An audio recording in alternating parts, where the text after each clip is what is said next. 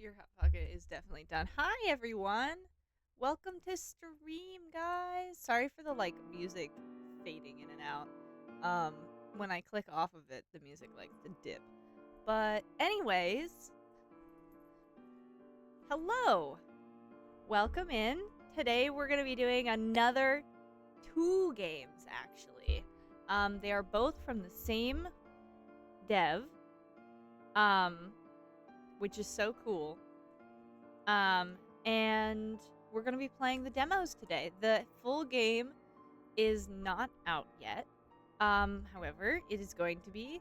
And if you like this, please, please, please consider wishlisting either or both of them on Steam to help support the dev because they're very kind. Yeah. So, again, just like the others, going in pretty much completely blind. However, I can tell you that this one takes place in New York 1920s. That's all I got. I did read about it a little bit, but I genuinely prefer going in blind. Like I really love starting things with no knowledge of what. So, yeah. Anyways, it takes place in 1920s New York and you are a Faeologist. You study fae. Fairies. So, yeah, no, it's beautiful art already. It's off to a really good start. Let me just turn off this light.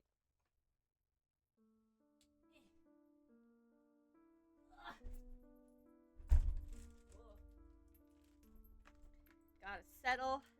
Got my cookies. I didn't really get to eat my cookies last time because I'm stupid and I forgot that I'm talking the whole time.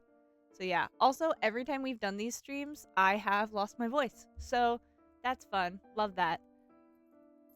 Let's get right into it. Oh, okay. Oh, I guess you can't change it right now. Maybe I bet you in the full version you're going to be able to change your name. That's fine. I didn't really want to sit and think about what my name would be. Wait. Oh, never mind. It just didn't have a little typey. We're good. There we go. Let's do this shit, guys. I'm so excited. Ooh. Grading first year assignments can be such an exercise in patience. I would imagine. Ooh, I really like the bar thing. That's one thing I've noticed in all of the visual novels we've played so far is this bar. It's the text box is so nicely decorated.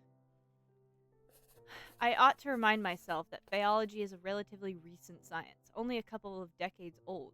This university, the only Faeology university in the whole country, was just finished being built in 1905. That was so not long ago. I've never heard anything more recent in my life. It is still barely acknowledged in the academic field. Scribble, scribble. More importantly, I've got to keep in mind that children inherit their parents' prejudices and misconceptions. That was a tongue twister, but also so true, girl. The human world has formed its own notion of fairies. Alas, I find myself unable to suppress a big sigh every time I read references to poisoned apples ushering princesses into eternal sleep. A reference to the Cottingley fairies is one I can understand since it was quite the sensation not too long ago, although it would be clear in the eyes of renowned phaeologists that the photographs were mere imitations. A pity that Sir Doyle was taken in by it. That was a lot of things that I have no idea what she's talking about. I ought to take a break.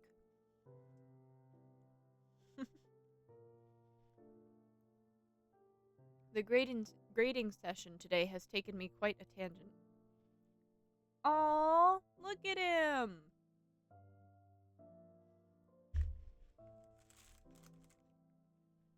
My beloved Oz.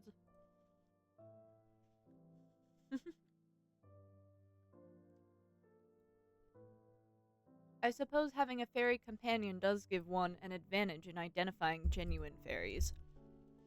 I love him. Hi, little buddy. I'd say a break is in order, wouldn't you, Oz? Aw, I love that. Oz responds through trills that I've learned to interpret over the decades I've known them. The Cottingley fairies again? Yes, and Princess's eternal slumber due to poisoned apples. We don't care much for human princesses. But making poisoned apples is rather an easy feat. Shall I turn one of them into a toad in front of the whole class to show that Fae folk is capable of more than that? At the same time, showing them that not all fairies are a friendly bunch. I can't help but chuckle at the thought of that. Yeah, no, I love this. It's chaotic good. I believe some might just quit that same day if you do that.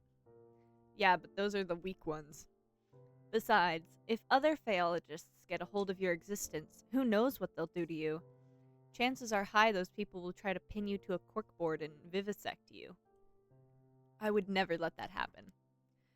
I've always appreciated you pursuing Faeology to ensure that.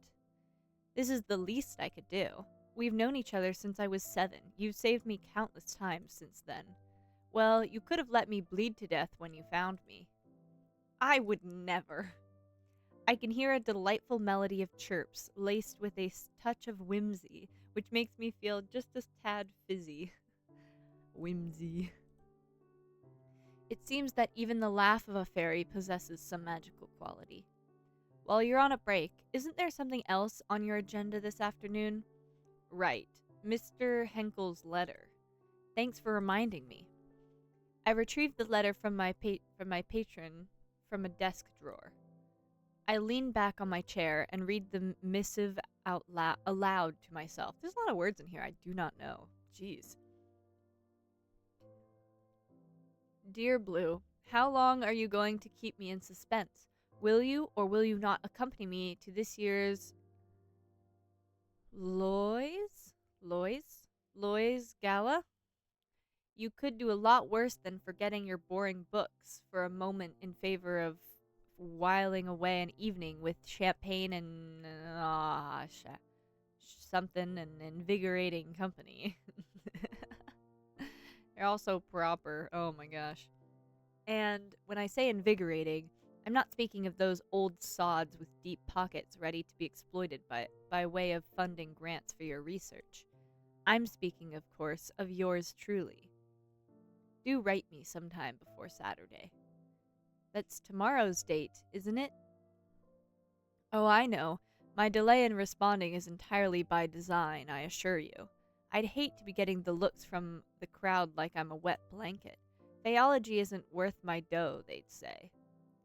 Oz's replying chirp is decidedly indignant. I nod to Oz in agreement before returning to Mr. Henkel's letter. In other news, I've heard that little Ruthie Blythe caused a minor ruckus in the city's hottest speakeasy.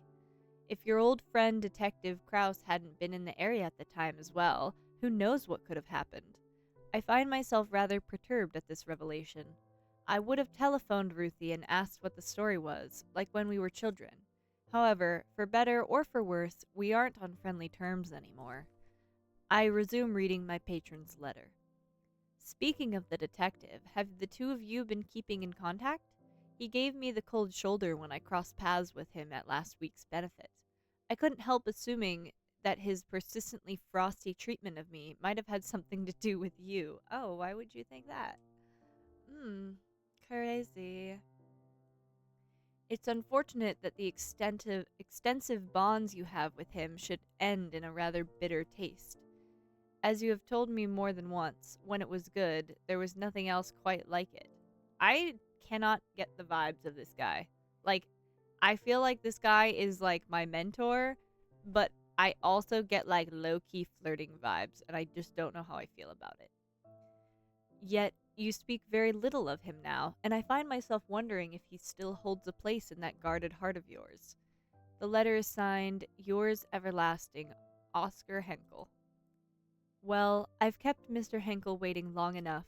I press a pen to a fresh sheet of paper to commence crafting a response. Just then, a familiar rhythmic rapping pierces the silence. I'm always interrupted. Oh my god.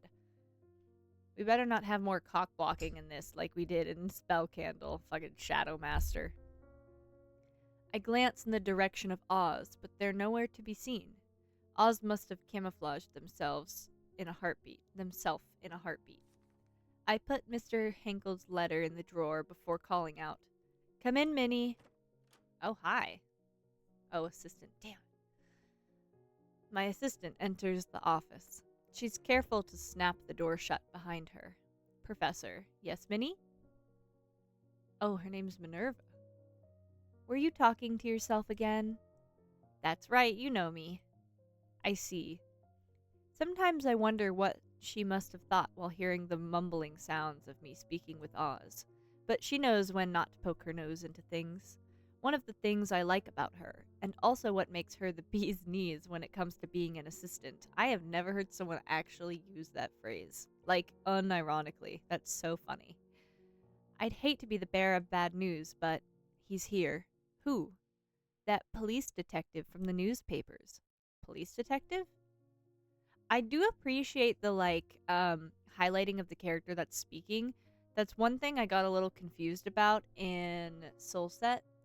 Love that one. But yesterday's, sometimes, if I wasn't paying attention, all that much, I couldn't tell. I mean, I could, if I just looked. But, if I was just reading it and I wasn't paying all that much attention, it was hard to tell who was talking.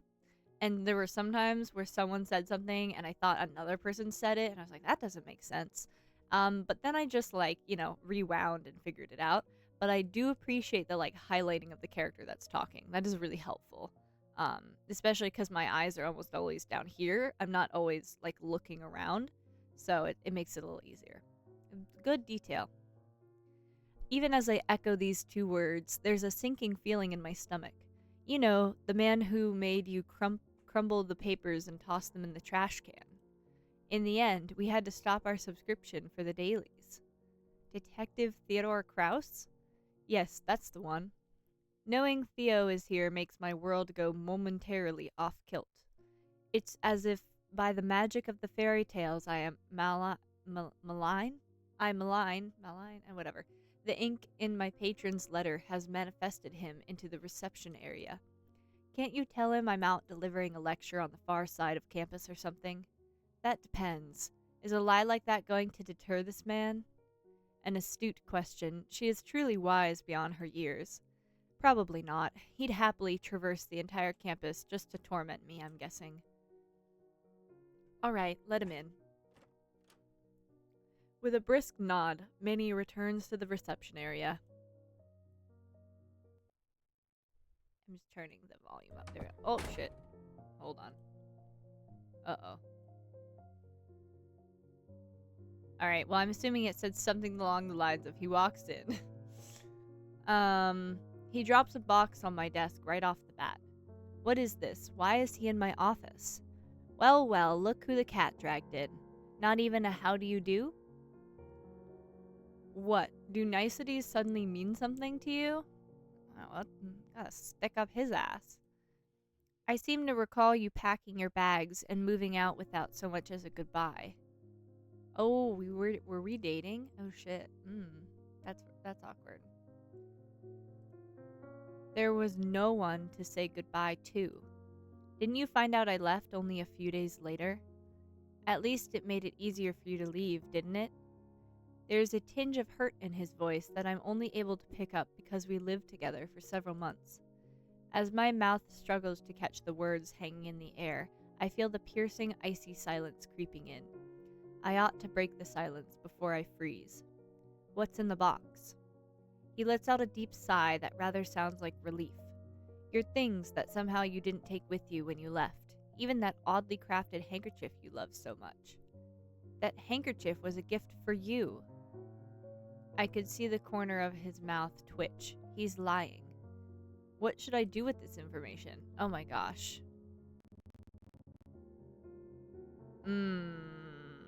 I feel like this is just falling further into what he wants me to do, so I'm gonna do this.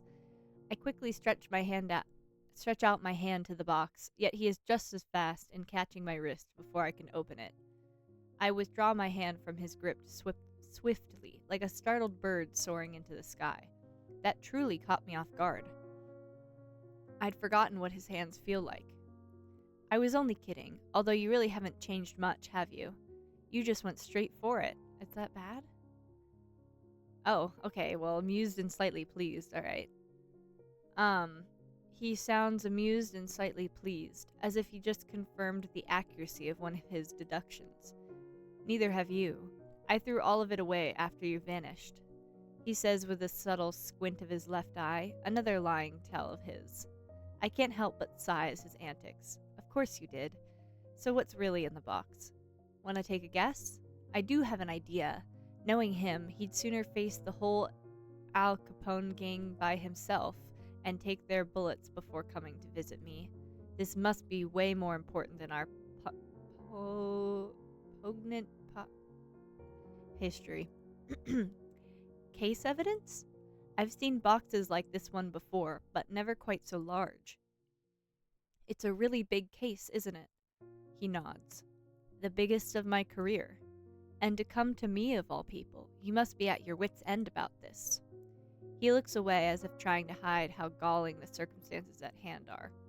Truth be told, I'd rather face the whole Al Capone gang and take their bullets than have to see you again. Gee, that stings a little. So why would you... Hold on a minute. You think this has some sort of connection to fairies? He flicks his tongue in exasperation. What does that look like? I need to know what flicking your tongue in exasperation looks like. Oh my, it seems I've hit the bullseye. We stopped talking about fairies at some point when we were still together. Those talks always led to a heated discussion and then into arguments because nothing I could say could change his skepticism towards mythical beings.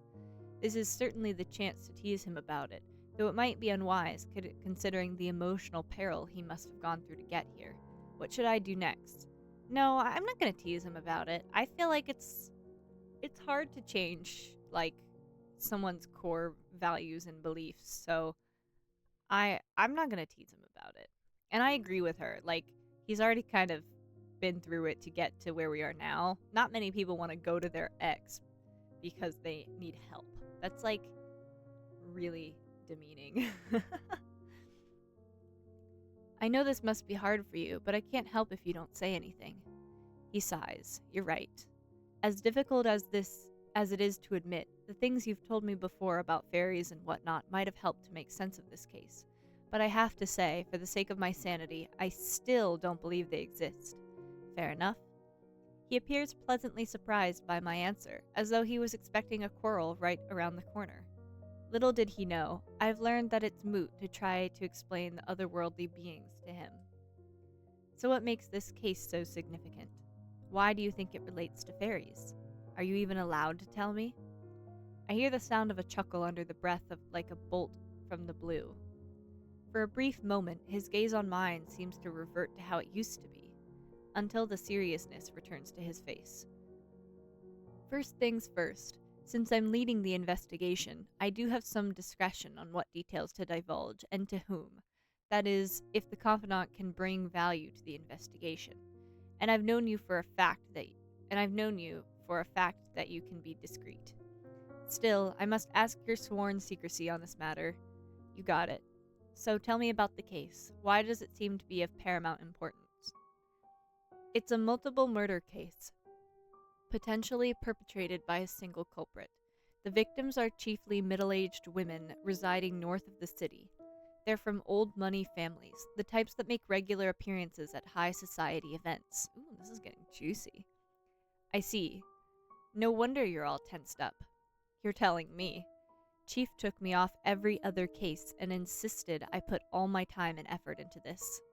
It's only a matter of time until the press catches wind and makes a circus of everything.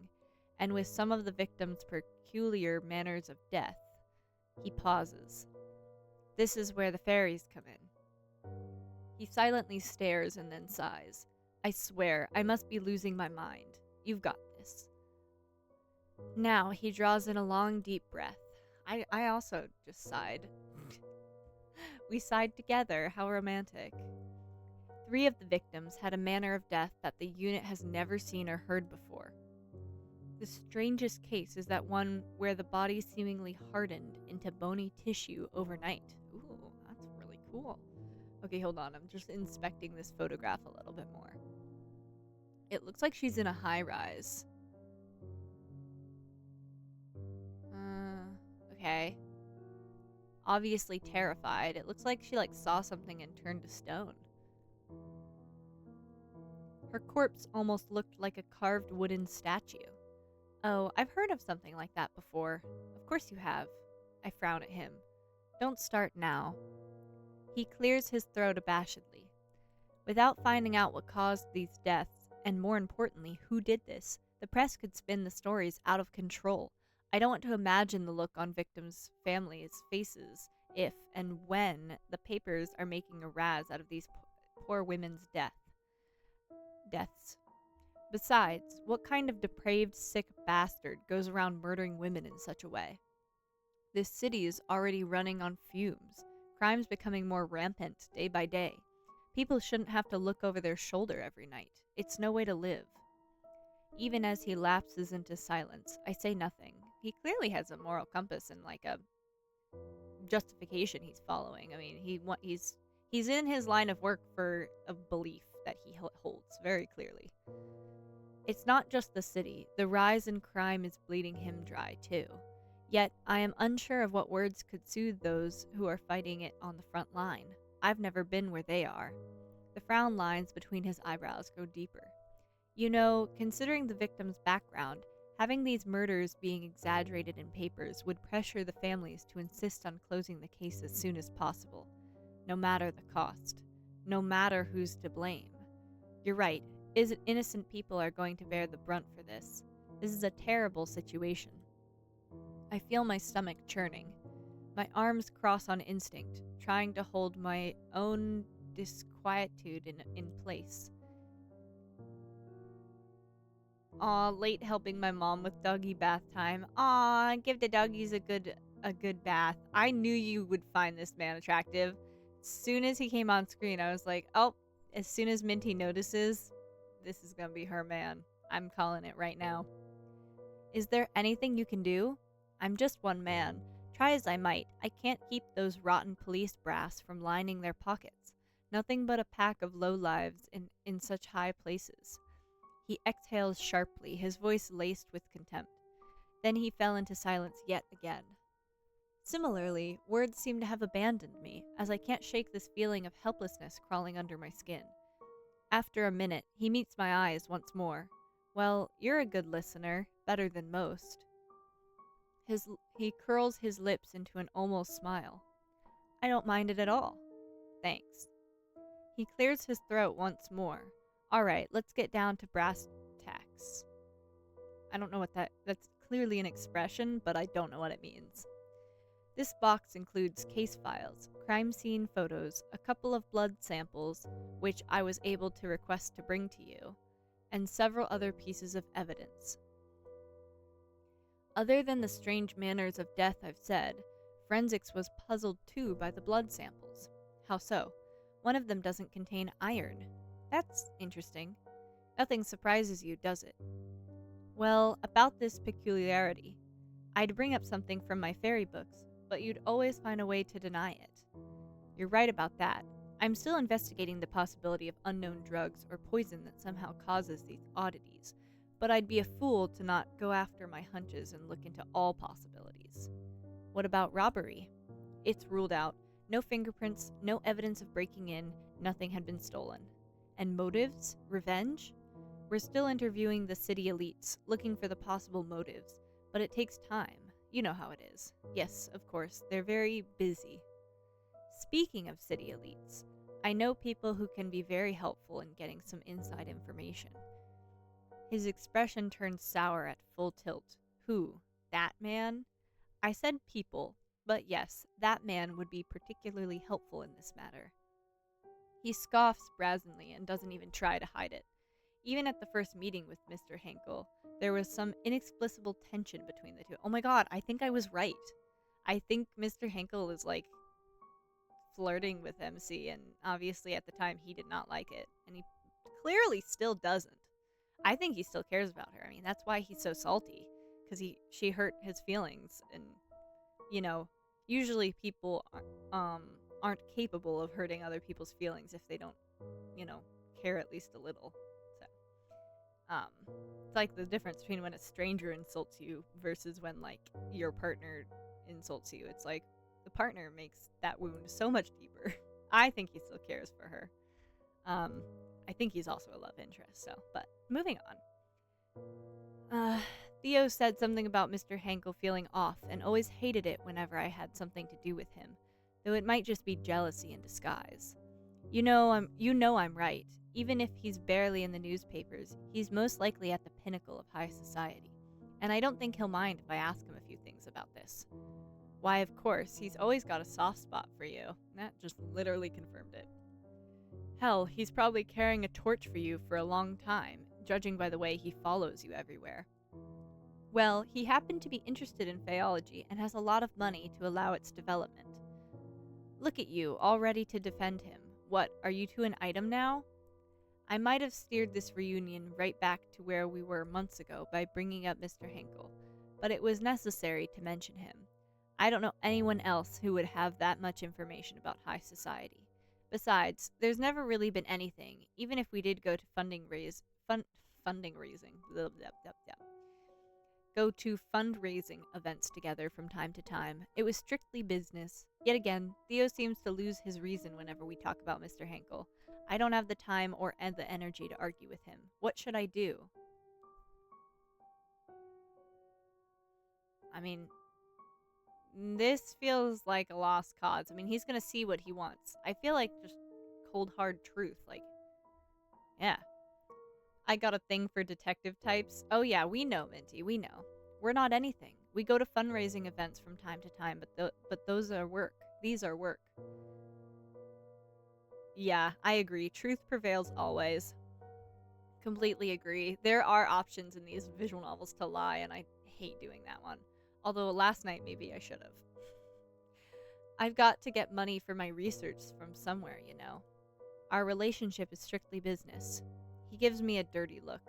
Sure, I believe you. No, he doesn't. Besides, what I do with him is none of your beeswax.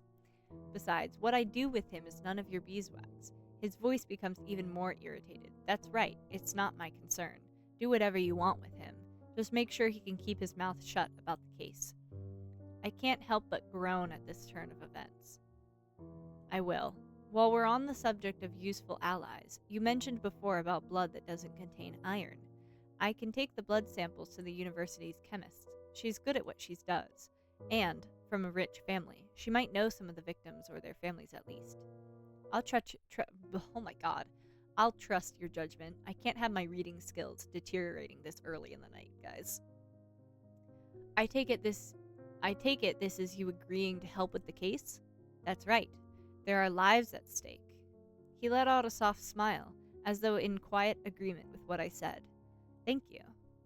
Well, if you think it'll be helpful, you can even ask the people you mentioned what they know using the evidence items, but the case files are for your eyes only. Understood. He has fallen silent somehow, leaving an uncomfortable hush in the air once more. Suddenly, a realization comes to mind. Does this mean you'd be willing to hear about fairies, about Faeology? That depends. If this was indeed fairy doings, and if through your investigation you can provide solid theories on 3 things: the culprit, their methods of murder, and their motives. Alright, we have our goals, guys. Supported by evidence, of course. I'm sticking with the idea that there's a logical explanation, an earthly one, for now. Fair enough. I'd wager that we have approximately 24 hours to get some sort of answer. An answer that makes sense. That is a short time limit. Holy shitballs. I was not expecting him to say 24 hours. I can feel the papers are close to getting the story. While in While you're investigating this lead, I'll look further into unusual drugs and poisons. Yeah, 24 hours, man. Talk about putting pedal to the metal, Jesus. How about it, Faeologist? Do you dare take on this challenge? Do I? Well, yeah. Obviously I'm gonna take it. Bring it on, detective. This brings a grin to his almost consistent brooding expression. Good. If you need anything from me, just ring me. Aye, sir. But you need to promise me that you'll not just hear me out, but also keep an open mind on fairy topics if I succeed in what you asked. I promise. But I can't promise not to scoff from time to time. That's good enough. I ought to get going. Maybe this will be an opportunity for you to increase Faeology's credibility in the eyes of the academics. Maybe. Seems like some detective has been following the tiny part of Faeology in the newspaper. Says you. Oh, I like that expression. I'm a big fan of that expression. Says you, the one who had to stop the daily paper subscription just because some detective kept getting the headlines. How do you... Before I could finish, he had walked towards the door and opened it. Yeah, that smile, that damn smile, literally minty. Oh, man. Before I could finish, he had walked towards the door and opened it. See you tomorrow around the same time. I hear the door closed. Hey, I exclaim with a hint of frustration. After some thought, I realized that he must have noticed the missing newspaper on my desk and my assistant's. Reading papers was part of my daily routine when we were together. I could only shake my head in disbelief. He hasn't changed much either. As I'm reminiscing about a few moments of our past relationship, Oz reveals himself again, now that we're alone. That was quite the reunion. It was quite the reunion indeed. He hasn't changed at all, has he? I suppose. Although you don't have an obligation to help him. I know, but I've already agreed. Very well, just don't overwork yourself. Yeah, thanks, Oz. I find myself slowly drifting into thoughts. A victim's manner of death, hardening into bony tissue, could be one of the fairy curses of ossification. If only I could ask Oz whether a fairy was behind this, and which one, but it's not that simple. Even if they are my longtime companion, fairies have their own rules about exchanging favors, and they are secretive about their land, too. A favor like that doesn't come cheap. At least I'm stocked up on milk and honey for small requests. Speaking of requests, I should get started on a reply to my patron's letter. For some reason, he seems to be more insistent this time that I come with him to the gala. I retrieve a paper and pen, and I mumble to myself as I write. Dear Mr. Henkel, I hope your recent forays into high society have proven more fruitful than they have in... Should I be hyperbolic? I don't really want to entertain him. I don't like the thought of an old man flirting with me. That's gross. Be realistic. Ooh, that's a little too realistic, but it is shutting him down.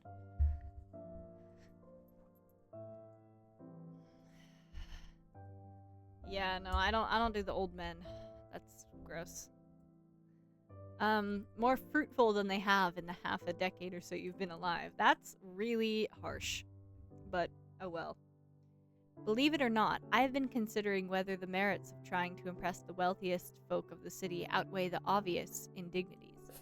You first brought up the possibility of my accompanying you to the annual Laios Gala a couple months ago, and I'm still weighing my options. How do I want to play this? But thousands of years old vampires are supernatural beings, maybe. Yeah, it just feels like no matter how old men get, they're always stupid and immature. Maybe they need more years than normal to like fully get there. I feel like that's why they're so attractive. Be coy.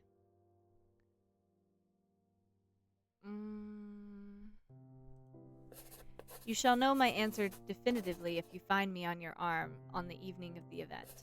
About Ruthie, I can't say I'm surprised to hear about her latest flirtations with disaster.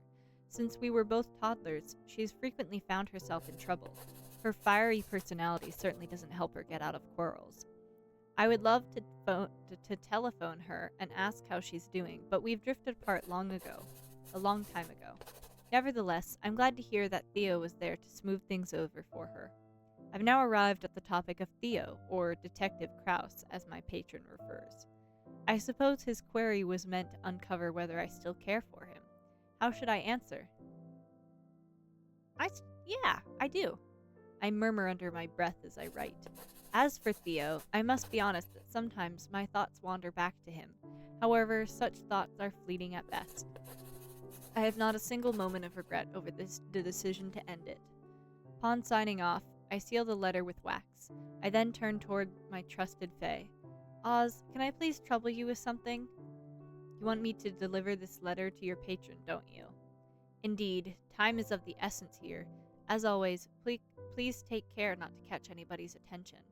He'll see it by tomorrow morning, I'm sure. It would be my pleasure. Thank you, Oz. I'm off. I'll see you later today. I watch as Oz flits out of my office window and vanishes. Once the Fae is gone, I call my assistant to the office. Yes, Professor? Hold on 1 second. I rifle through the contents of the box. Carefully, I extract the blood samples that Theo mentioned. They appear to be stored in test tubes. Would you mind asking Dr. Rayford to analyze these blood samples? I'll do that, sure. As I hand the samples to her, I notice that she looks like she wants to say something. Over the 2 years we've been working together, I've picked up on a few of her tells. What is it, Minnie? How'd it go with the detective, if you don't mind me asking? Oh no, not at all. He's the same as always. There's lingering beef, of course, but we've sort of managed to put it aside for something more important. He's brought me a rather significant case that he suspects might have some supernatural elements, as hard as it was for him to admit it. Oh, good for him. I can't help but grin at her remark. I'm glad it didn't end in a shouting match, at least. Yes, me too. I'll deliver the blood samples now, Professor. Thank you, Minnie. Minnie hurries out. I'm alone in my office again. Remembering the conversation about the case, I'm suddenly engulfed by unexplainable, eerie feelings. I should start the investigation right away. I completely agree, considering we have fucking 24 hours to do this shit. Oh, shit. Oh my god. Okay. Drag and drop items from the inventory to the desk. Select an item in the records. Oh goodness. Okay. Select an item in the records, then press the icon to open the insights you've gathered. Oh god. Okay. Hover the magnifying glass above an papers please type vibes right here. Yeah, no kidding. Hover the magnifying glass above an evidence to access information and see what details are on it. Okay. Use the black light to see invisible things. Read the encyclopedia to gain additional information. Press the button and the okay. Oh god. Alright. Alright, let's start with this one. I have a feeling this is her accompanying picture. Okay.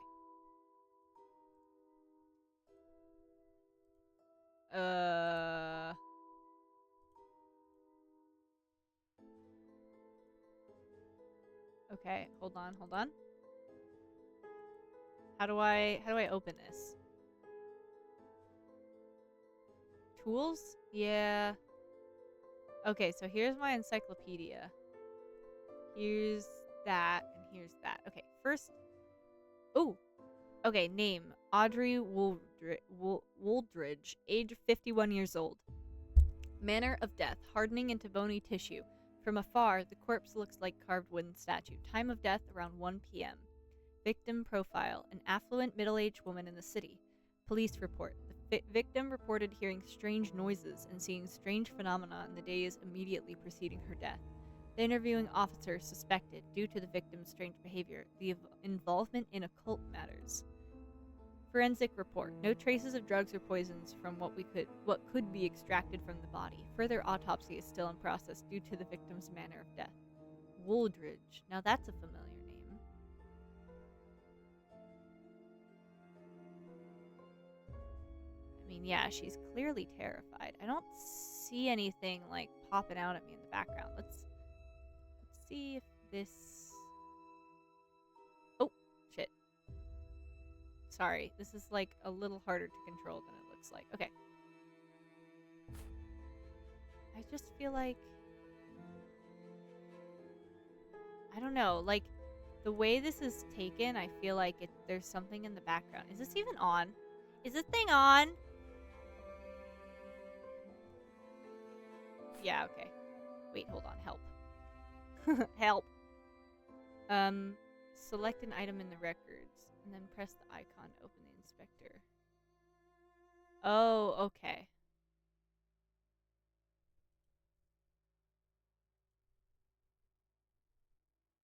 Okay. Okay, this can go back. All right. This can also go back for now. Oh my gosh, thanks Mindy for treating our community pet. He needed it. All right, this isn't really revealing anything, but I don't know. I just feel like there's something in the background. Okay, let's look at another photo. Okay. This seems to be the second victim's crime scene. Her complexion, it's not quite the pale hue of death. Far paler than should be possible, almost drained of well, she obviously is drained of blood. I don't understand why this is a question. Something's odd with her fingers. What's with her fingers? Does she have an extra finger? That's interesting. No, haven't seen that one before.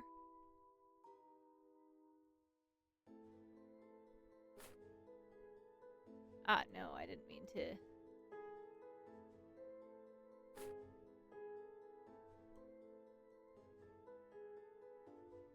Can I do both?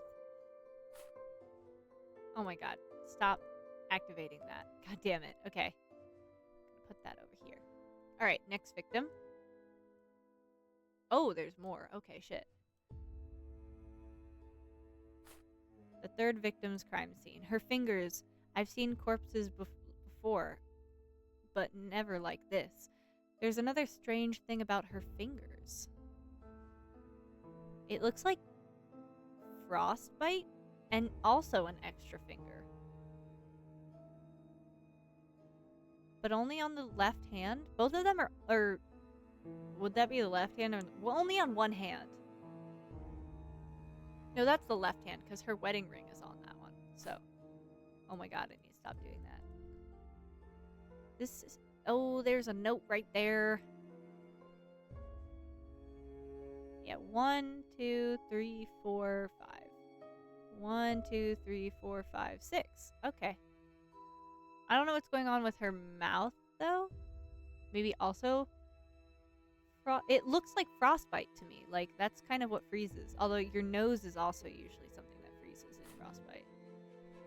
Part of me feels like the extra finger is too rare for this to be a coincidence. Yeah.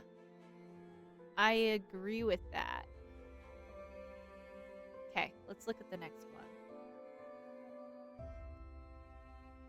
Oh.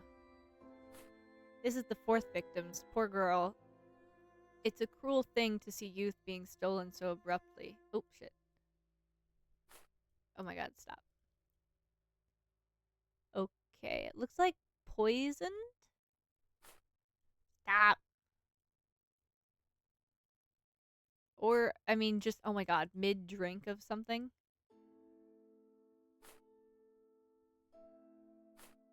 Just making sure. It's gonna be like the one I don't check. Okay. Who are you? So this middle-aged woman in the collared blouse is the victim. I guess this elderly man in the suit is her father. This elderly woman wearing the cardigan is her mother, I suppose. This bespectacled man is perhaps her brother? We're looking at the fingies, guys. The fingies. Looking normal to me so far.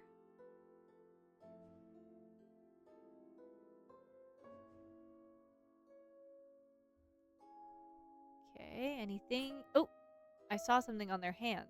Did I? Oh, shit. Oh, is that a mark of some kind? They're marked. These two are not, but these two are. Does that mean he's gonna be the next victim? But these guys aren't marked. Oh, okay, I was right to use the black light. It wasn't working for any of the other photos, so I wasn't sure, but damn, look at me go. Okay, so this middle-aged woman with the pearls is the victim. Elderly man with facial hair is the father. Elderly woman with the fur collar is her mother. Darker suit may be her brother. Okay. So... Okay. Let's see.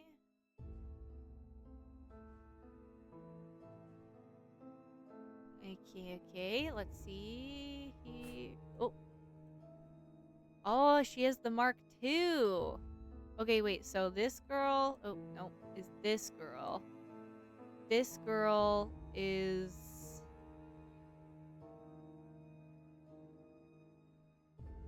Are these two the same person? I can't tell who's who.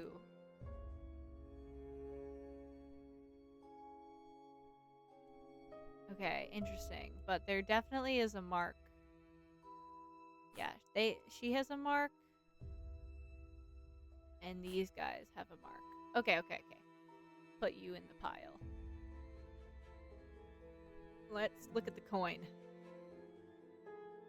Never seen a coin like this. It looks rare. It's got a moon on it and like some sort of flower, I think? And wings. It's definitely a fake one. Oh, ew. Oh, what's happening? Oh. Oh, hello.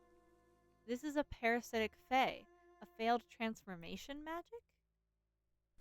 Oh, there's no mistaking it. The structure of the thorax, antennae curvature, elongated legs. They are exactly the same as the parasitic fae I catalogued several months ago. What happened to you, poor fae? Of course, no response is forthcoming. Yeah, this is getting super interesting. He's got a broken wing. That's... Oh, shit. I didn't mean to touch him. Stop! I mean, it is nice that the text boxes appear in case you forget, but also it's annoying to keep activating it.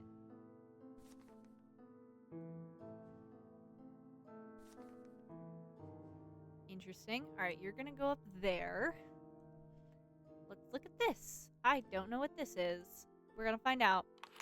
I've seen this makeup powder somewhere recently. It's from Nectar Bell. This must have belonged to one of them, but which?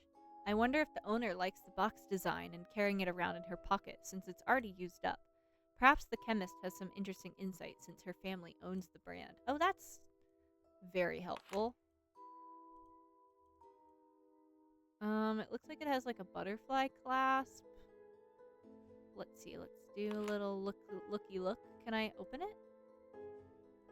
Alright, I can't, I mean, clearly I opened it because I was able to tell it's all used up, but can't open it here. Alright. Oh, okay. I'm good. Oh, there's the X. Sorry. I'm an idiot. Didn't see the X. A wedding ring seems to be made out of gold. Oops. Nothing out of the ordinary, but I bet you... Yep. Nothing to say about this?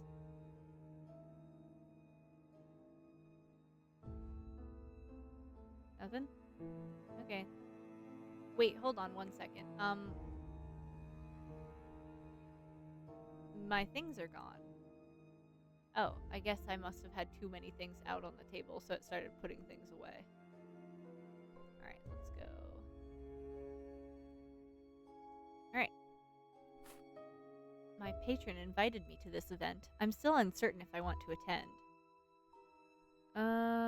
Annual Gala, Saturday 20th of October, 8 o'clock in the evening.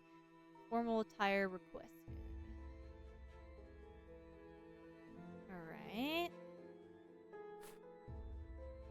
Nothing weird. I don't know why it... Oh, Jesus. I don't know why it's not, you know...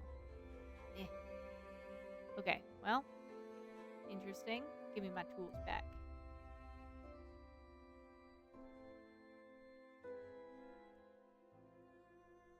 All right.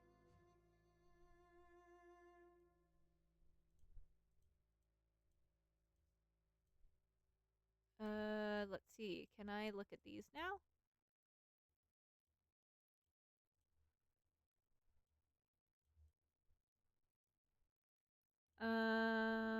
Oh, we already looked at this. Okay, never mind.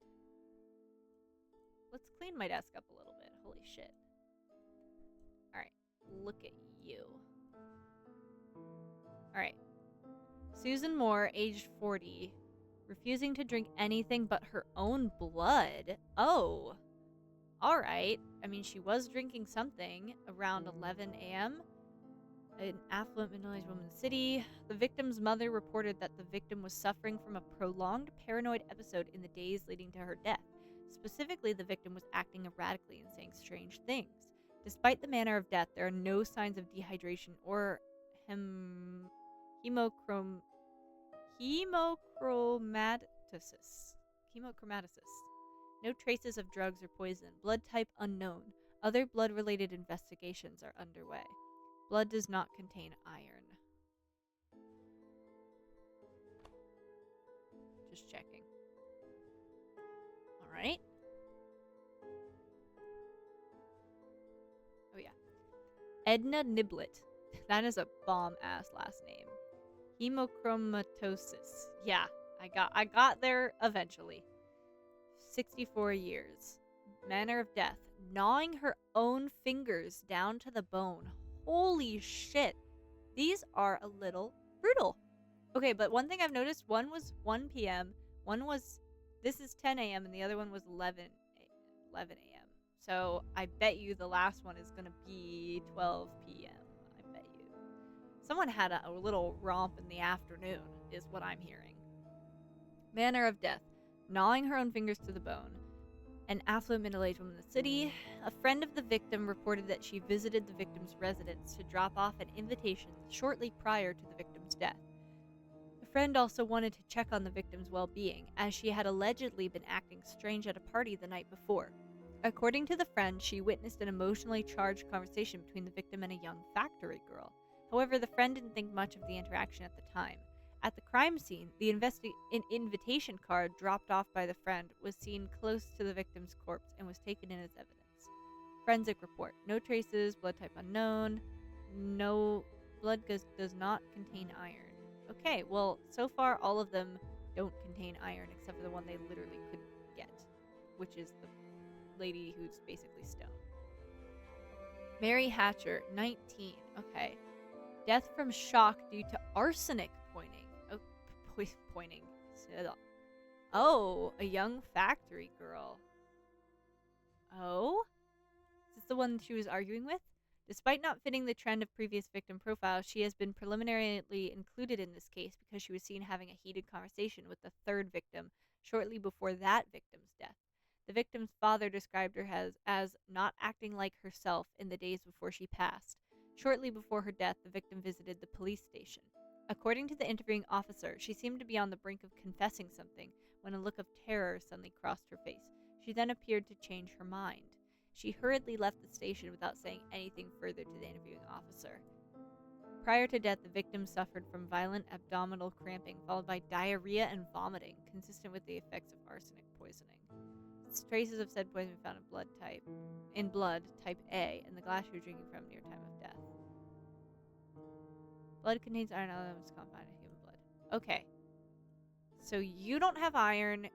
You maybe don't have iron. And you don't have iron. You're the only normal one. I think. Okay. This is what I'm thinking. Theory time.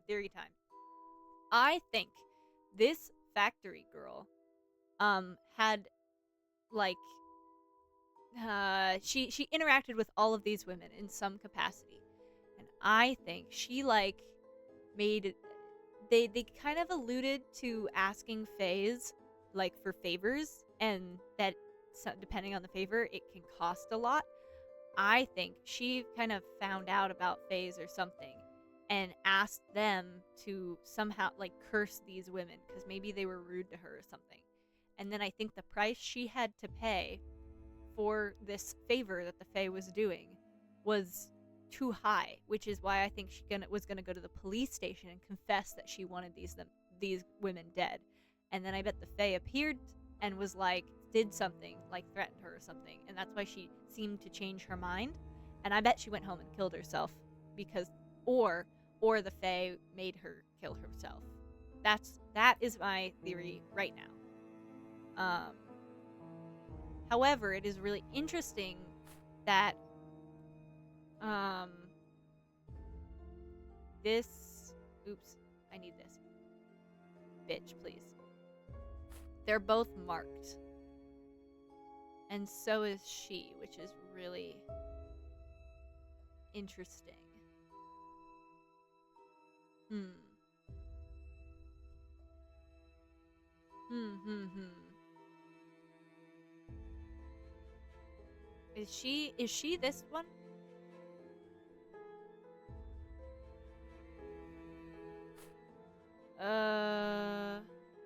Okay, middle-aged woman in the collared blouse. So, she doesn't look middle-aged to me, but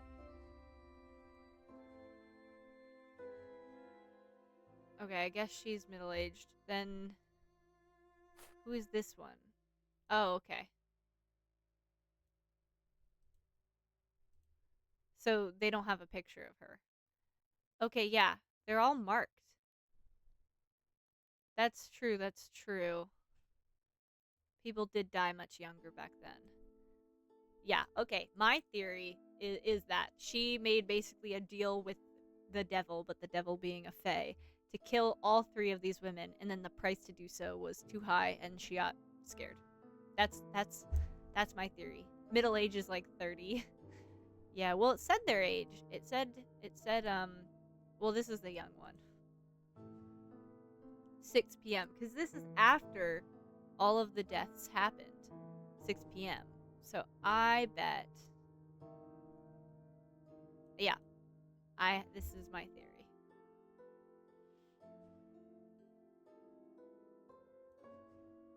Um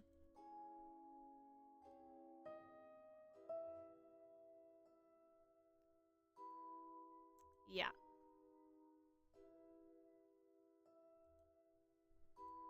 Yep. Yep. That's my theory right now. I'm going to call it right now. I mean, I'm not saying I'm right. I'm just going to say that is my working theory. No, let's do a little ooh. Oh Jesus. Big brain. Thanks, guys. All right. Fae and insects. Some Faeologists have applied Darwin's theory of natural selection to Fae kind by putting them in the same genealogical line as insects, especially the whatever group, which includes moths and butterflies. This is supported by their similarities to each other.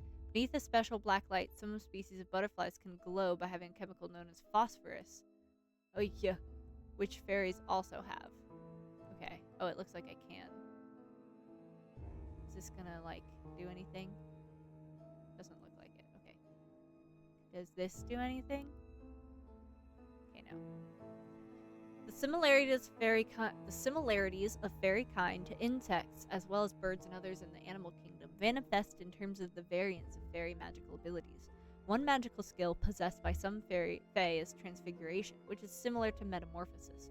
Wielders of transfigurative spells can make themselves or fellow fae take on another form, including appearing human. Many high faes have heightened powers of suggestion through the emission of toxins, capable of causing hypnosis or illusions. Although quite rare, some high faes can transform living beings into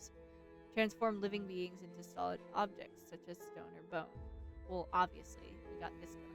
Another example of fae magic is invisibility, which is similar to camouflage. There may be other types of magical powers that have not yet been documented. Conflict. Two main factions of high fae, the scribes and the warriors. The scribes are known for their defensive magic and their intelligence. The warriors are known for their power and their offensive magic. Meanwhile, the low fae faction is comprised of faes with limited parasitic magic. They are widely maligned species that like to consume human blood, hormones, and even souls. Mm.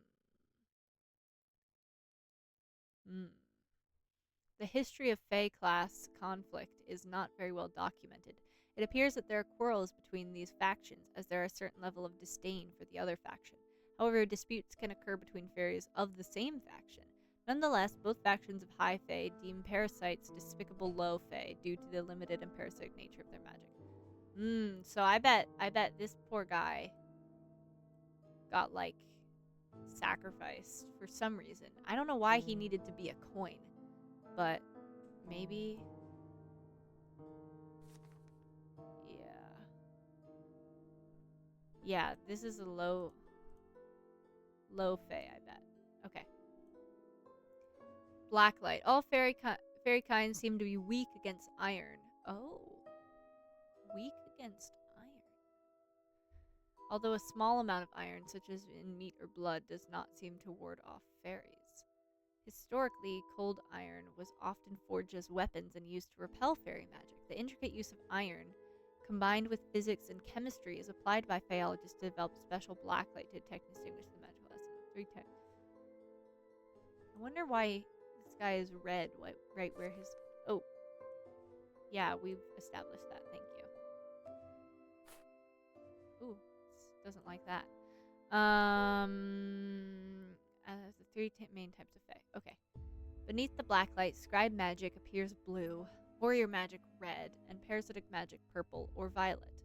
Sustained blacklight illumination on object imbued with fairy magic may be able to introduce certain complex spells. Okay, so this guy's violet, but the warrior magic. Oh, I bet the warrior magic is red. Okay, so either a warrior magic like did the wing or did the transfiguration. And so blue. Scribe, but that means there's 2 or multiple. Wait, if I hold it, does it change anything?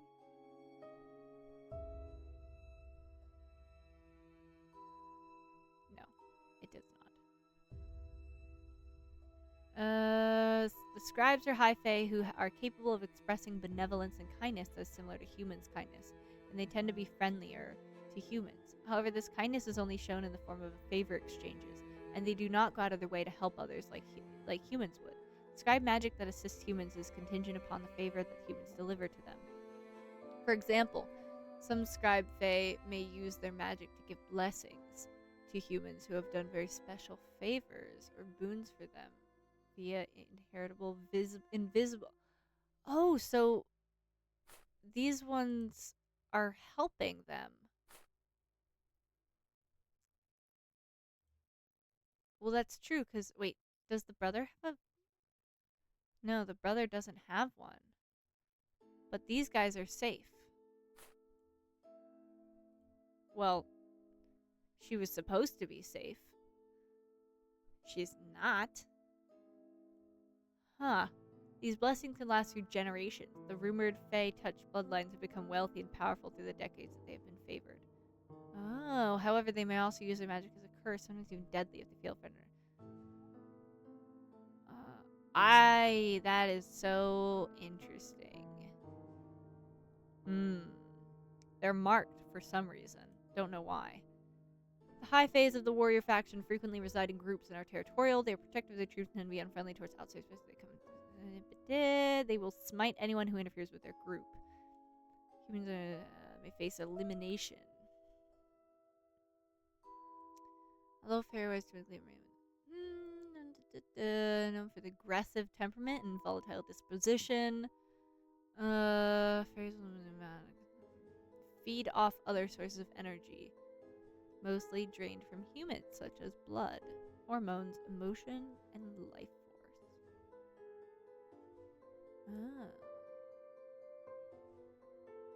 Changeling. There are unconfirmed times like capturing the fairyland for purposes. Forced reproduction, servitude, ritualized combat for their music, and so on. Wow, that's dark. Fairies leave changelings behind to mask their absence. Oh. Oh. Okay.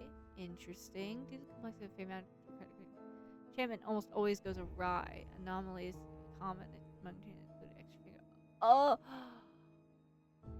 Uh. Uh. Uh. Wait a second. One. Oh my god, are these changelings?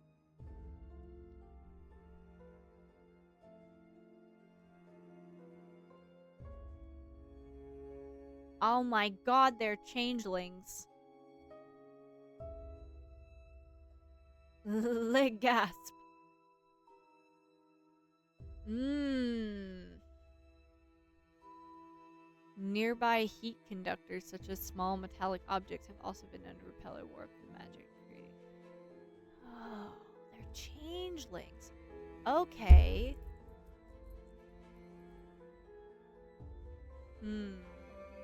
They're targeted murders. That's so interesting. Okay, that kind of throws a wrench in my whole theory. Call the popo. It's like finding out it's AI art, sobbing. No, seriously, I can tell you right now, there is no AI art in the games we're going to be playing this week. I can tell you that right now. That would actually make me sad. I would end stream like right there. I'm not even joking. I would just be like, nope, all right, done. Wow. Okay. So if they're changelings, then that means they're taking. Oh man.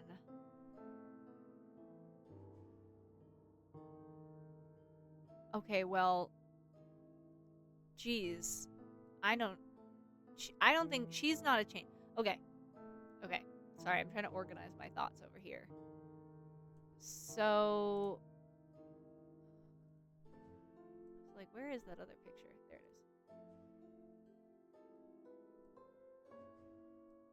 is. Okay. So these are changelings. She either was forced to kill herself or killed herself, but I think this is self-inflicted, and for the most part. I still. Oh, what if? Ooh, what if she found out they were changelings? But that doesn't explain why they died.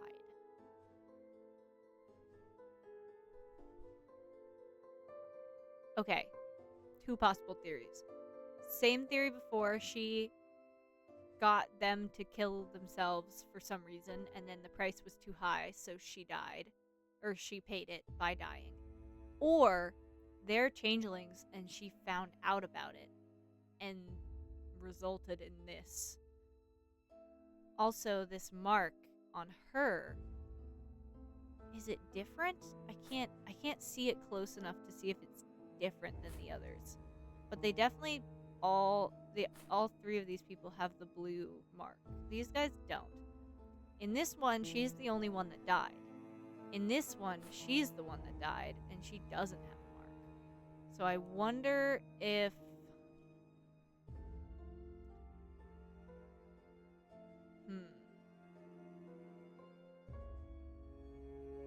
Man, I don't fucking know.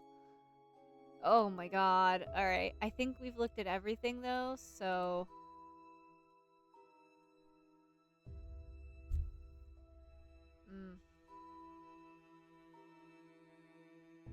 Alright, I think that's everything. I mean, I don't know what else to do.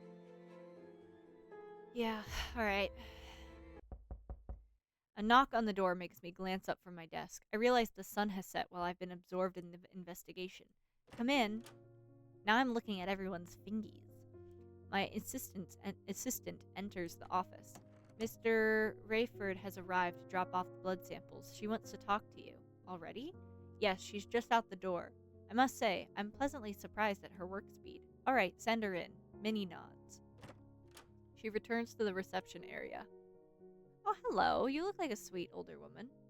Miss Dr. Florence Rayford enters. It has been only 3 years since she has worked at this university, but she has proven her reliably more than not. Good evening, Professor. Good evening, Doctor. Dr. Rayford hands over the blood samples. She also gives me her lab report. Here you go. Thank you. So, what have you found? The most peculiar thing is that there is no iron in one of the blood samples. Say, is this fairy related? Her question prompts me to ask myself, to what extent of the case can I divulge to her? Theo did say that I may ask the patron or her for information using some of the evidence. Although she has knowledge of fairies and their curses, can she handle seeing the crime scene photographs? As I return from my thoughts, I notice her voice has taken on a higher pitch. This is so exciting. Are you working with the police? Does this mean that we'll get better credibility in the eyes of the public? Oh my, we're going to be in the newspapers, aren't we? And not on the usual corner spots, too. Oh, I can hardly contain myself. Girl, calm down. It appears she took my silence as a yes. It's good that she's excited about the possibility of advancement for Faeology, but her cheerful disposition can sometimes be rather overstimulating. As if on cue, a knock on the door arrived to spare me. This specific sound is familiar, more familiar than when my assistant knocks. Oh. Oh. Oh. Oh my. Oscar. Oh my. Old man, what are you doing here? Special delivery. Delivery? Mr. Henkel's hands are empty. And what, pray, might you be bringing for me? Is it you? Are you the special delivery, Mr. Henkel? If you wish to call me special, then I certainly won't stop you. But I did bring a box of huckleberry muffins for your office. Minerva was instantly enamored by their buttery scent. She is currently feasting on them. We can only hope she'll leave a muffin apiece for the rest of us. Oh, hello there, Florence. I didn't expect to see you in the office. Hello, Mr. Henkel. Fancy seeing you here. Ooh, she doesn't like him. Although you do have you do have a habit of making this office your sole stop on campus. She chuckles. That's just because this is where all my money went. A well-spent investment nonetheless. He makes a retort at Dr. Rayford, but throws a subtle smile in my direction. How cheeky. So, Florence, what's been occupying your time as of late? She looks at me briefly, possibly wondering whether she should tell him about what she did for me. The usual matters, I suppose. I tried asking your father about you at the last soiree. However, he confessed he didn't have the faintest idea. You must tell me more about your chemical research one of these days. The colorful pursuits of you young academics thrill me to no end. He gives me the heebie-jeebies. He gives me the creeps.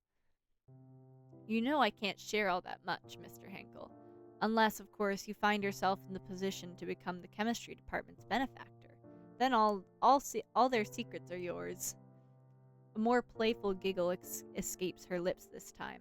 I'm afraid I'm all tapped out, financially speaking. Oh, I'm not buying that one, not for a second. He's telling fibs, isn't he, Professor? I don't really want to be in this conversation. I actually would love to leave. Well now, I certainly don't want to get in the middle of the money talk of the rich. I wish I had that information, Doctor. It would make proposing for research much easier with a bit of delicate leverage, naturally. Mr. Henkel laughs in amusement. I feel I should ask the reason he's here before this conversation takes an odd turn. I feel like we're the third wheel here. Yeah, I don't love this conversation. I would actually really like this conversation to change. On another note, Mr. Henkel, did you get my letter? Is that the real reason you dropped by? Upon recalling that I asked Oz to insert the letter into his mailbox only this afternoon, I'm about to retract these questions. Unexpectedly, though, he bows his head in assent. Your words have always had this immersive impact on me. Perhaps that is why you are such an effective educator. Whenever I encounter your written language, I long to hear it spoken post-haste. I just don't trust him. I'm also looking at his fingers really, maybe a little too much. Are you putting a spell on your letters by any chance?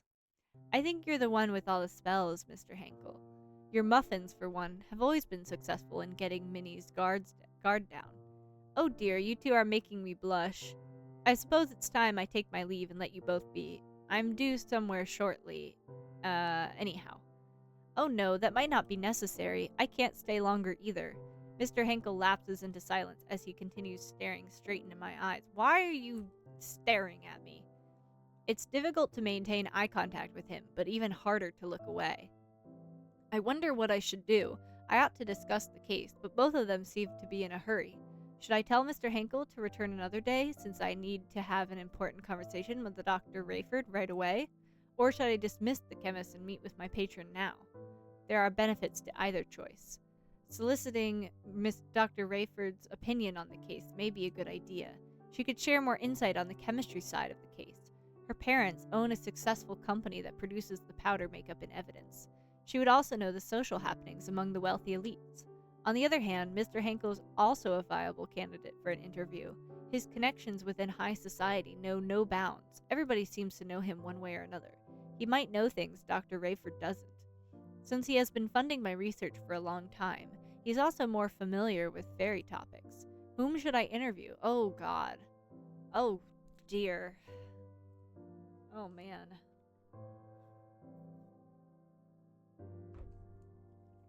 Oh, man.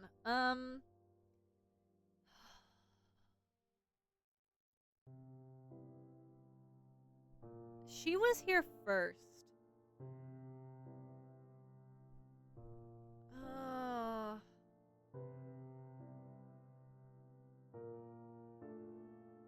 oh, man. Um...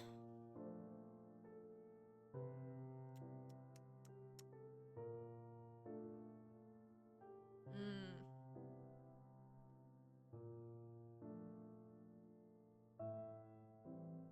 I don't know.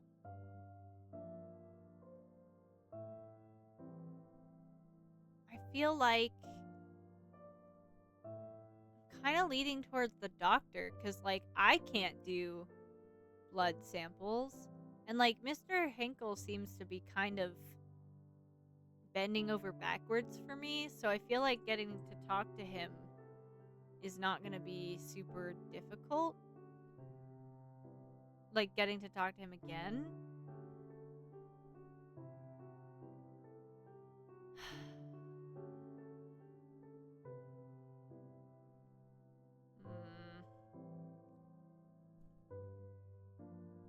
I'm gonna do the doctor, because I think I'm gonna agree to go to this gala, and then I'll be with him there. Yeah, I'm gonna do. Dr. Rayford, would you mind staying a little longer? I'd like to hear your opinion about something. Yeah, I low-key think the doctor. Yeah, me too. Dr. Rayford glances at me and then at Mr. Henkel, and then back at me with a glimmer of mischief in her smile. Are you sure, Professor? I let out a resigned sigh. Sometimes it can be quite difficult to deal with her teasing. Yes. When I address my patient once more, regret colors my tone. Mr. Henkel, would you mind coming back another day? I have something crucial to discuss with the doctor at present. Of course, I understand your scientific pursuits precede all else. I wouldn't have it any other way. Oh, okay, this seems like maybe the right decision. Thank you for dropping off those muffins. He only replies with a smile. I'll see you soon, right? As soon as possible, I promise. Dr. Henkel and Mr. Rayford exchange brief goodbyes. My patron then departs. I'm alone with the chemist again. Doctor, I might need your further assistance regarding the blood samples, and also something more pressing. So it is true you are working with the police? I suppose. Detective Krause consulted me this morning about an ongoing criminal case. Oh? Do I sense some old flame flickering back to life? Your eyes are tricking you, Doctor. It has been ashes for a long time now, and nothing has changed. There is a hint of disbelief in her eyes, but I won't indulge in her playful teasing, as there is a more important matter at hand. I clear my throat. So I would also like to ask you for information, as you may be acquainted with some of the victims or their friends and families. All right. I'd be happy to answer any questions you might have. Thank you, although I do need your sworn secrecy on this. Of course, I'm adept at keeping secrets. You need not worry. Those samples I analyzed are part of the evidence in this case, right? That's right. Let us begin. I tell her the fundamental facts of the case while she listens silently all the while. When I finished my summation, she has only one word to say to me. Interesting. Oh. Okay.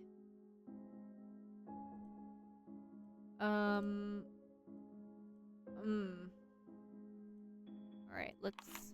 Ah yes, the most intriguing piece of evidence. It's weird, isn't it, that it doesn't contain iron at all, even though it looks just like human blood. Not to mention the high percentage of phosphorus. Oh my god, they're totally changelings. Would you let me know if it ended up being a fairy after all? Only if I'm allowed. Is there any insight from chemistry as to why there would be no iron in a red-colored blood? Sadly, no. I'm just as puzzled myself. Oh my god, it's totally because they said iron hurts them. So and also phosphorus. They have phosphorus. So these are totally changelings. It's just why did they die? Why'd they die like that? I found traces of arsenic in this blood sample. Yes, that was reported by the forensics team too. One wonders who could have done such a thing to the poor girl. Actually, chemists do sell arsenic to common people to make their own weed killer and rat poison.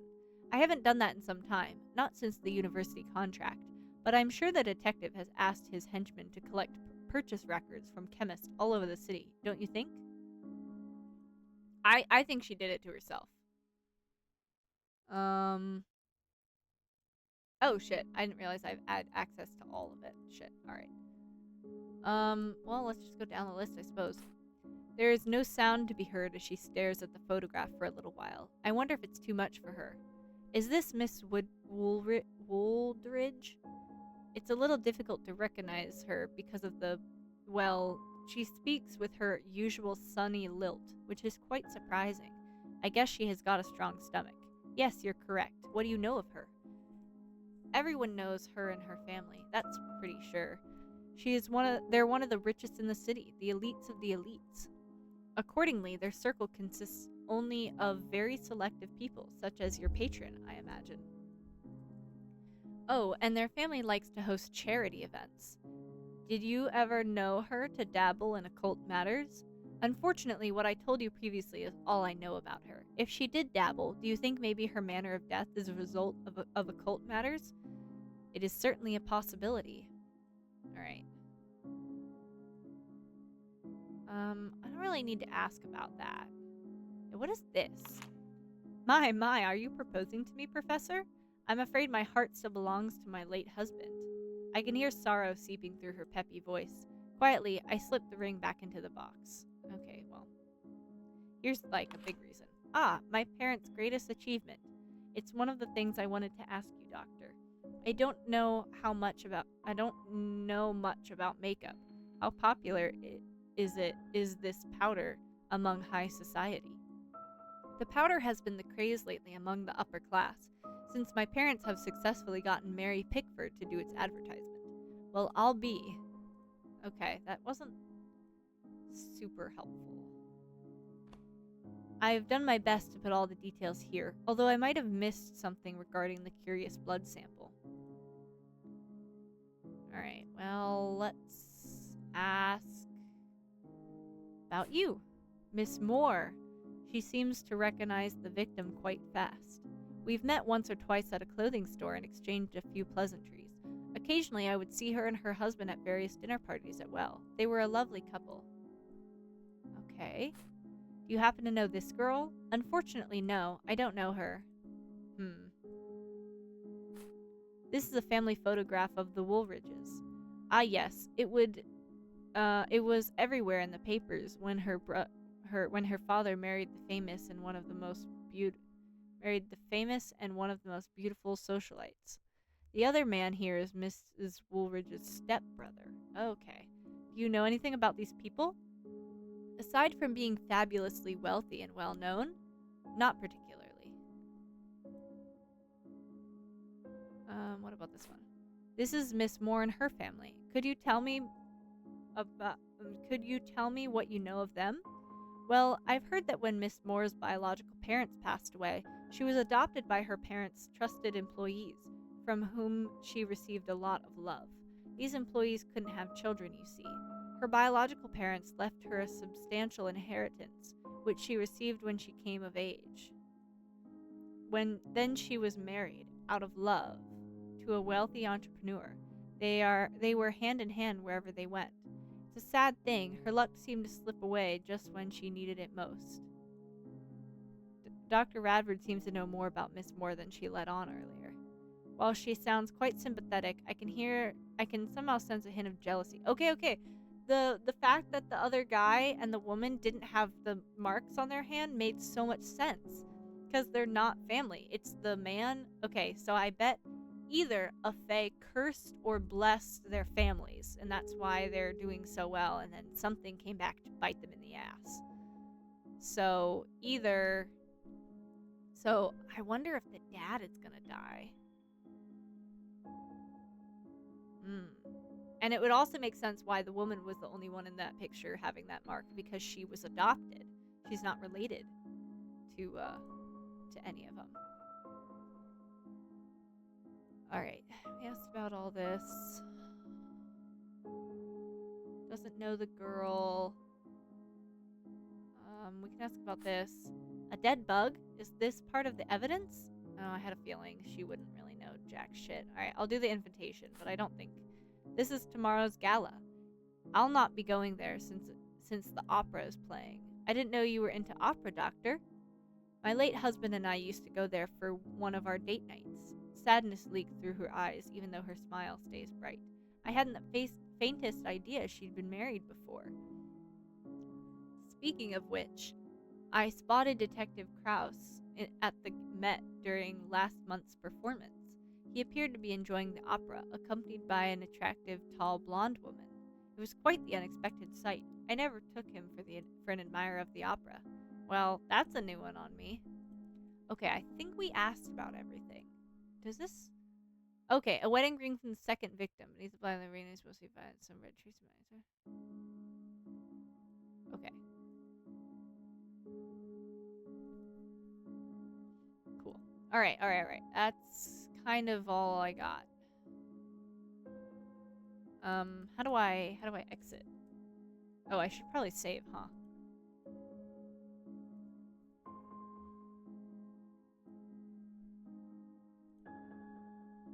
Okay. Return. How do I...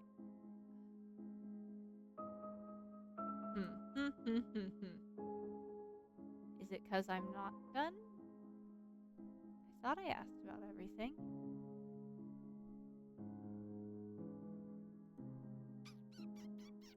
There's not like an end investigation button.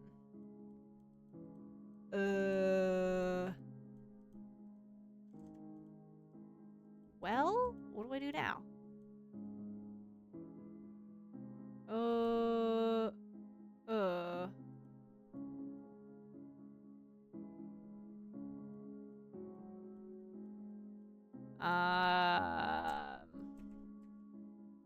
Maybe exit and then continue?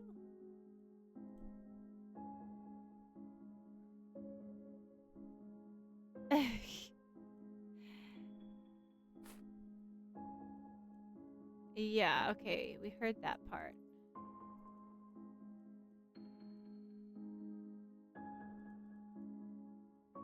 Do I need to ask more? Oh, all my items are in a different order now. That's fine. Okay, I guess.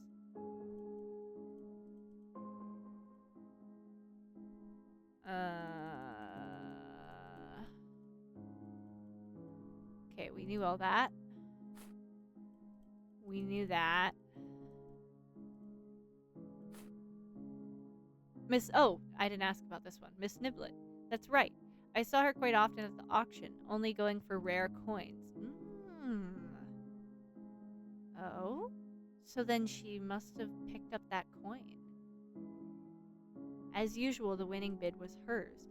I wonder if some of those coins carried some sort of curse, since they came from God knows where.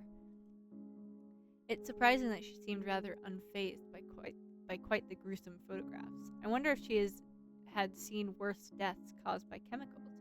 Although, even if I had seen worse, I doubt I could muster such cheer. I never realized this particular side of her. There we go. There's the button. Okay, it doesn't let you end it until you've asked all the questions. That makes more sense. Yep. I have no further questions. I believe I have enough information for now. Is that so? Well, alright. Earlier you mentioned you had a prior arrangement, so I won't keep you any longer. Thanks for your time. You've been incredibly helpful. It's no problem. Don't hesitate to reach out if you require anything else. I give her a brief nod. Dr. Rayford then departs from my office. I'm alone again, but not for long. My assistant pops into the office. Professor, I'm heading home soon. Is there anything else I can do to help? No, I'll be perfectly fine. I think I'll stay and work for a bit longer. Okay, see you tomorrow, Professor. Have a safe trip home. Upon wishing me the same, Minnie leaves. Is Oz coming back? I have some time until I have to wrap up my work day and head home from the office. Okay.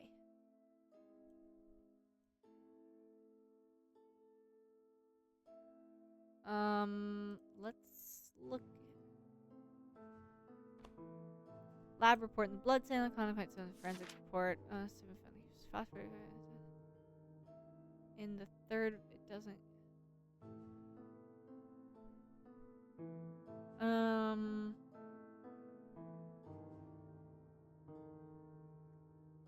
It doesn't contain iron.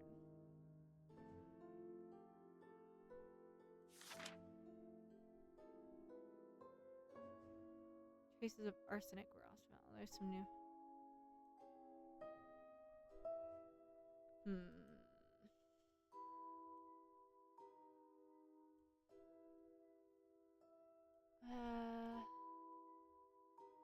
I don't want to comment on this.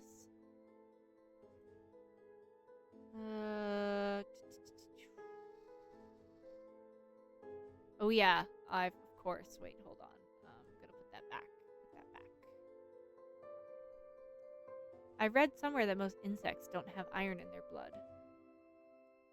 Ooh, yeah, let's go. I had a feeling. Alright, it doesn't want to say anything about it, but we got it. Arsenic, huh?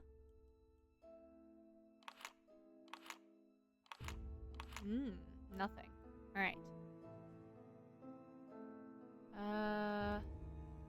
Anything else on this? What Dr. Rayford said about Theo comes to mind. I wonder if he has moved on after all. Well, we're not thinking about our ex right now. We have a fucking murder to deal with. Okay, let's see if I say anything new about this.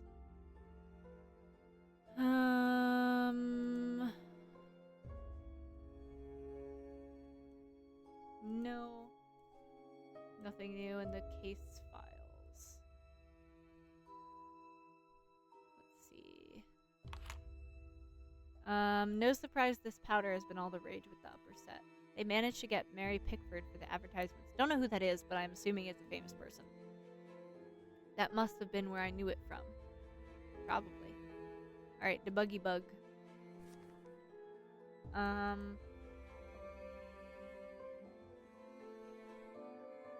Okay. Yeah, we've established this. Okay. Let's see if there's anything. I can't see a mark. I wonder if other people from her clique are involved in occultism. I don't know why people go to occultism immediately. I just, maybe it was like the time period, but I just don't, because that happens in the Conjuring movies too. They're always like, is it the occult? It's like, why is that? Why is that the train of thought? Miss Moore and her husband seem like delightful individuals. Alright, that's... I guess nothing would come out in a photograph. I mean, shouldn't say that. Oops. There's a cult for every generation, I fear. Oh my god, you're so right, Minty. Seems the coin is in the evidence is hers. Yeah, 100%. Alright. Oops. Dr. Rayford didn't know her at all. Yeah, because she's a factory worker. I think she... I don't know, something happened. Oh, fuck. Okay. So this middle-aged... Oh, okay. To stepmother and stepbrother. Yeah, so that would make sense. Why these two have a mark and these two don't, because that's stepbrother and stepmother. Yeah, okay. The man in the dark suit seems the husband of the victim, the woman with the pearls. He's supposedly close to his in-laws. The other two are the victim's adoptive parents. Yeah, I was about to say, that doesn't look like a brother, the way they're holding each other. Okay, adoptive parents, and then... Okay. Interesting. Okay, I think that's everything. There wasn't anything new said about the case files, so... yeah. Alright. It's the next afternoon. I should be grading assignments or reviewing the lecture I'm going to deliver come Monday, or do anything productive in the realm of professional duties. Instead, I find my attention straying more and more towards the office door. I voice my frustrations to good old Oz. Theo will probably arrive at any moment. I can't stop wondering whether my explanation will be enough for him. In the past, no sort of explanation ever seemed to please him when it came to fairies, and why should it do so now? My voice cracks with concern. This time, he came to you bearing in mind the possibility of fairy involvement. He'd be a fool if he discredits you so soon. My fairy companion's chirping becomes increasingly stern this time. But you need to get yourself together. You must remain steadfast and strong when facing the detective. Don't permit your voice to falter when presenting your findings. I know I can't let myself unravel at this point. It's just that he's never solicited my opinion quite in this manner. A professional insight, no less. All the more reason to be as calm as you can be.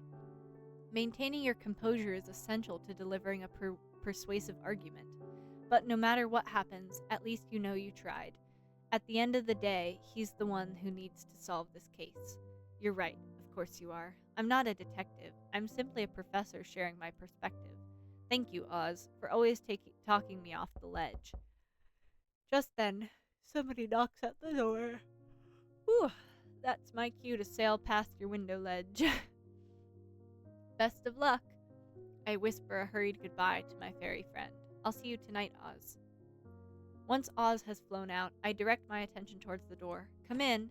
My assistant marches in. Professor, you have a visitor. The detective? Minnie nods. All right, send him in. Minnie nods once again and walks out of the room. Theo paces around a little bit after strolling in. He appears quite distracted. He finally stops and opens his mouth. So, what have you learned? I take a deep breath. Here it goes. I have to present my findings to perhaps the most sought-after detective in the police force. Theo investigates cases right where their crime scenes unfolded.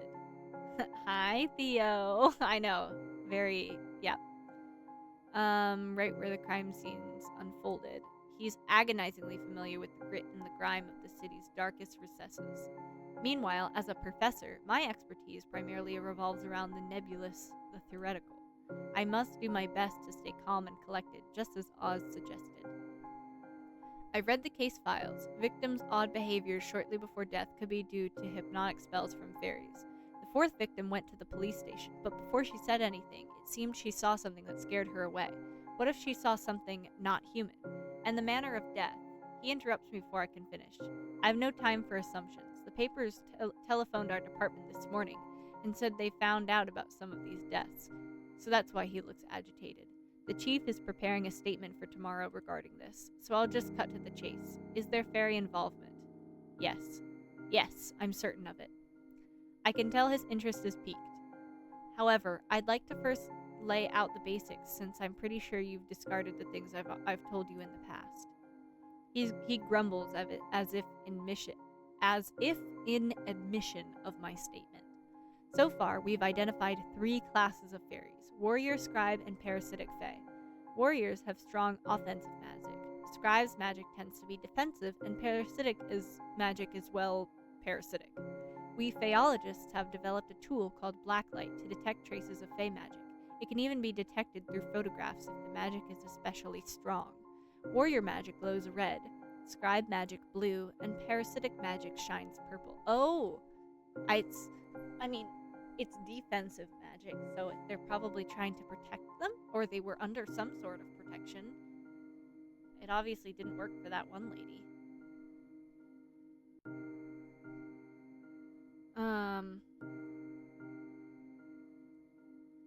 I found found that seemingly fairies of one specific class are behind this. Which one is the culprit? Oh, fuck me. Fuck.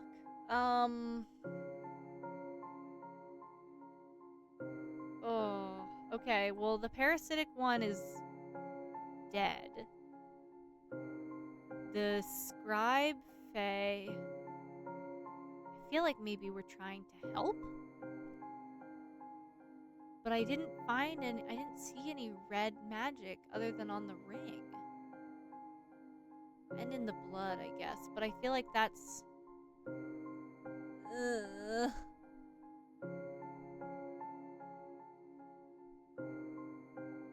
I feel like it's not the culprit, but it's, oh man.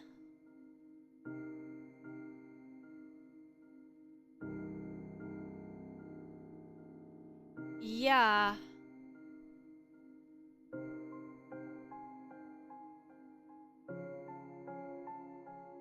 Yeah, I'm leaning towards warrior just because I feel like scribe was involved, but not the culprit, because the scribe had the marks on their hands, and I think the scribe was trying to help them. Like, defensive magic. And they also said families can be blessed by fae and it can be passed down for generations. And I think that's what the hand marking was. So I think that was trying to help. I think it's a warrior. Oh man. They're of the warrior class. What is this evidence? What is the evidence?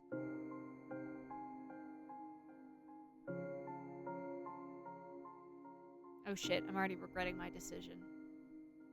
Alright, I'm gonna do... How does this prove warrior involvement? I put the dead fae beneath the black light. This is a dead parasitic fae. Look, it glows purple and red under the black light. I take it their bodies still glow even after they're dead. Correct. It takes a little while until their magic is fully dissipated from the corpse. It honestly just looks like a normal bug to me. Hold on 1 second. I turn on the shelves and pick up one of the boxes containing a deceased insect from my ongoing research. I open the lid and show it to Theo. I found this one dying just yesterday. It died shortly after. Swiftly, I put it under the black light. A normal one doesn't glow, you see. Theo's expression is a blend of amusement and bewilderment. Quite interesting. And how does it end up here? No, it definitely wasn't this one. A failed transformation magic.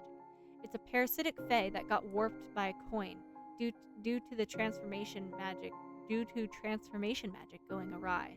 The coin in the evidence turned into this when I put it under the black light long enough, essentially revealing what it really was. So the third victim, Miss Niblet, what about her? Mr. Henkel said she has her numerous coin collections displayed in all the rooms in her house. That particular coin must have been nearby when she met her fate. I can see a feeling of unease reflected in Theo's expression as he stares at me. I need a moment to digest all of this. I nod and take a moment to arrange the box neatly before placing it back on the shelves. What else you got? The ring, probably. How does this prove warrior involvement? You see, Miss Moore's ring glows purple and red under black light. But why does it go purple as well? Ooh.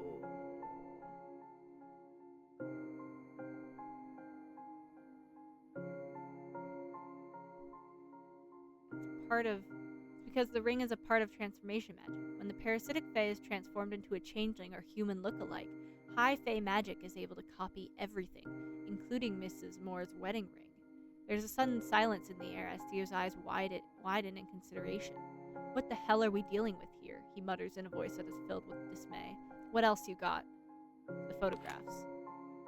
I recall that there are no magic traces on the crime scene photographs, rather on the family photographs. I set down the crime scene photographs and hover the blacklight on them one by one. Can you see this glowing sigil on some of the victims' left hands? Yeah, I can see it. I thought warrior magic was supposed to be red. He's right, the sigils are blue, and they are protective boons from the scribe. You're right, what? Hold on. I didn't get to explain myself. Based on what you've shown me, parasitic fairies are one way or another connected to the matter of killing. But you also haven't told me how the warrior fairies kill the victims. Give it to me straight. How do you figure the murders were carried out?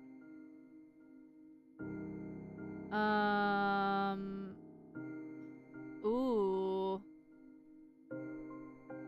I think it's this one, the changelings. Thanks, Taffy. I think warriors replace the victims with changeling, kill the changeling. Oh my goodness. All right, Taffy, we know what you're about. We know what you're about. The warrior high fae used their transformation magic to turn parasitic fae into human lookalikes of the victims, which are often called changelings. Changelings. I take out the crime scene photographs with middle-aged victims and lay them out on the table. Take it off for Theo. Oh yeah. I mean, you don't need to ask me. Or tell me twice. Using the magnifying glass, I show the oddity in the victim's hands to Theo. This is one of the possible anomalies that is likely to happen due to the complexity of transformation magic used in creating changelings. As famous as these ladies' families are, it would have been a big thing on the papers if they had 6 fingers from when they were children. I don't seem to remember anything like that in the newspapers. Do you? No, me neither. Theo looks away, as though trying to remember all the newspapers he has read. It also explains the missing iron in the blood sample, since the corpses are not human. I wait until Theo meets my gaze again before continuing. They then murder the changelings using ossification and hallucination magic. It is done to cover up what they really did to the real humans. What they really did, like what? It can be anything. The real humans might be kidnapped to the fairyland, destined to wed certain fairies and bring forth offspring, or be employed as a slave, or tortured for amusement until they die. I shiver at the thought of it happening to the poor ladies. Theo appears to be unsettled by the same thoughts as well. Hold on, are you saying they might still be alive? There is a chance, yet the realm of the fairies is still an enigma, even for those who study their kind. The Faeologists in this university have barely met any living fairies. You're aware of how fresh this field is within academia, aren't you? Theo nods. It pains me to admit that I genuinely do not know how to get them back.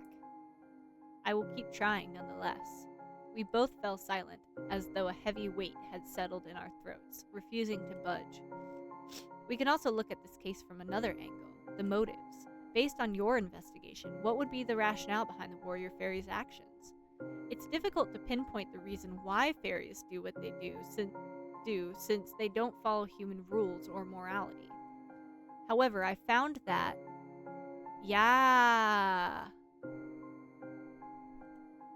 The 3 middle-aged are blessed by scribe fays, shown by the sigils on one of their hands. I say as I hover the black light on top of the family photographs, one by one. I mentioned before that especially strong magic can be seen even through photographs.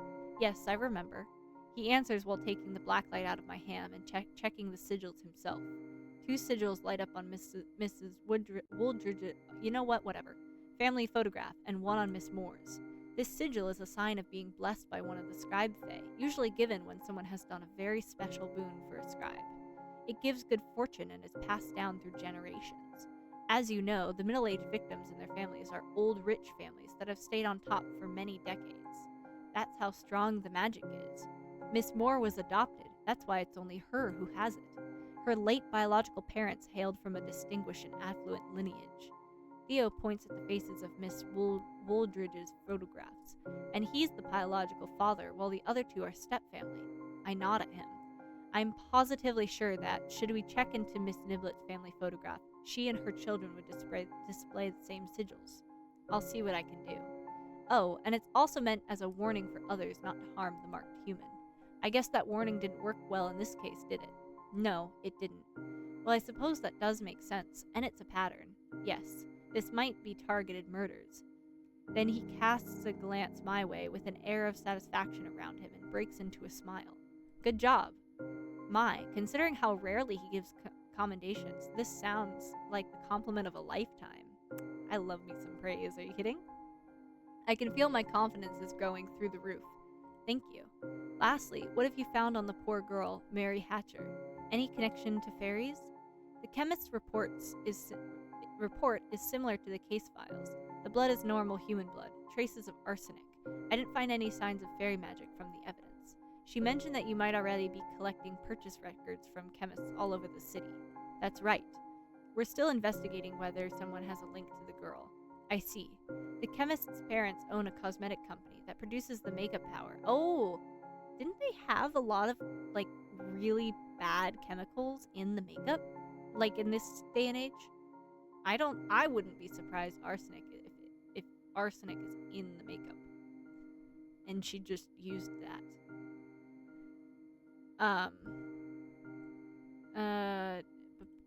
She said it's popular among the upper class ladies lately since they've gotten Mary Pickford to do the advertisement. He picks out a small notebook and a pen from his trench coat and starts writing. I'm not sure if this is useful. Every scrap of information counts. I ought to note down the things we've talked about today as well. Your findings really threw me for a loop. I forgot to take notes. Of course, take your time. While Theo is writing, I tidy up my desk and put the evidence back in the box. Anything else you got? That's all I have for now. He puts his notebook and pen back in his coat. When I gaze upon him, his expression seems to straddle the line between being pleased and puzzled. Then a deeper crease forms between his eyebrows, a tell when he is trying to connect the dots on the information he just got. I suppose there's some evidence for fairy involvement, but they are in bits and pieces. I certainly can't predict how the papers will handle the information we've got so far, though this might just be enough to keep the investigation going. There's a hint of disappointment in his voice that he's unable to hide. I think I just need more time. I really tried my best. I'm not sure you did. What? I can't help but feel like a failure even though I've managed to find important things. This bitch? Excuse me? I support only things that aren't enough if they're not connected, or if they're not making sense. I suppose only things aren't enough if they're not connected. Yeah, what? Well, I'll work on keeping the case open and making sure the press doesn't spin it into a circus. In the meantime, you should reinvestigate the case. I'll leave the box here for another day. Perhaps you'll find something new, or see them in a new light. I'm breaking up with him before our first date. I mean, yeah, we already did. Alright, I'll do that. I do my utmost to stay composed, yet my cracked voice gives away my true feelings. He glances at his wristwatch. I've got to get going. I'll see you tomorrow. Damn. Of course, he's not the type to linger and comfort the downcast, especially when it's one's own fault. I can't let this get to me either. There's more work to be done. I lay out all the evidence on the table once again, frantically searching for the things I missed. Professor, is this a bad time? I look up at her in shock. When did she get in? I knocked, then waited a minute. It then occurred to me that perhaps you didn't hear me. Oh, sorry. My mind is more than a little preoccupied. She stares at the mess on my desk. I thought the detective came today to pick up the box. You're not wrong, but it appears there are things I ought to reinvestigate. Is there anything I can do to help? No, Minnie, I'm fine. Thank you for offering. I leaned back in my chair and exhaled deeply as a slight discomfort in the head creeps in. Actually, would you mind making me a cup of coffee? I'm thinking of staying overnight here. Of course, coming right away. Minnie saunters into the kitchen in a hurry. I feel blessed to have a hard-working assistant. While waiting for Minnie to return, I pull out the fairy encyclopedia and immerse myself in its pages. It seems the night has only just begun. What? Ending 4 not up to snuff? Are you fucking fuck? God damn it.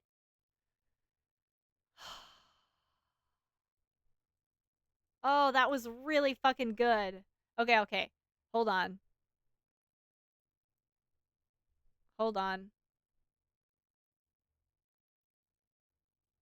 I thought I was right. What? How do I get a better ending? Oh wait, hold on. This wonderful developer sent me a walkthrough. I just want to see if other endings are possible to get before I redo this. There's at least 4 endings. I know, right? Okay, hold on. Hold on. Okay. Let's see.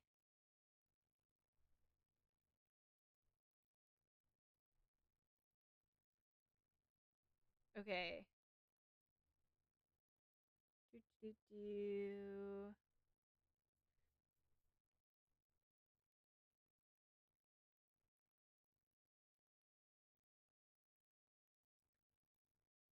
Okay.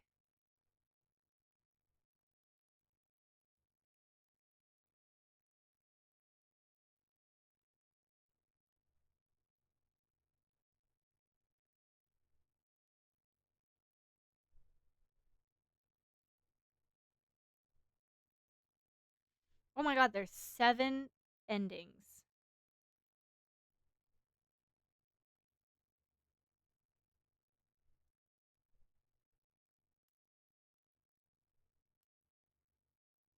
Okay. So the reason I got this ending is um so it's the neutral ending in terms of I didn't choose so you can choose either Oscar or Theo to romance, and it's the neutral ending. Um and it is only gotten by getting enough accuracy points.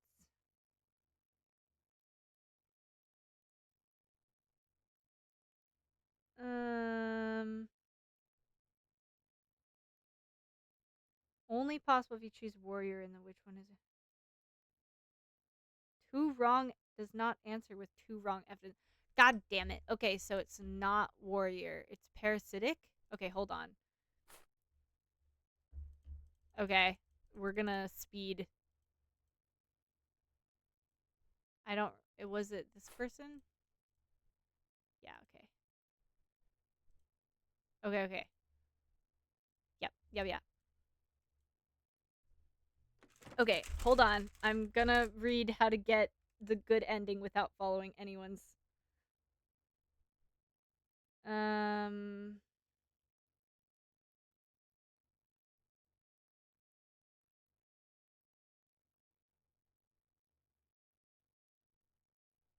High accuracy points. Avoid both the.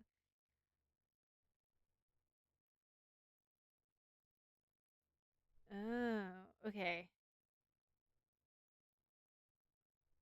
Okay. I'm gonna choose some different answers in the thing and see if I get a different one. Okay. This one. This one. Eh. It's literally all of them except for the oh my god, investigation. I guess I'm gonna go for parasitic. I guess because I don't think it's a scribe type fae. I really thought I was right though. I'm so sad. Um,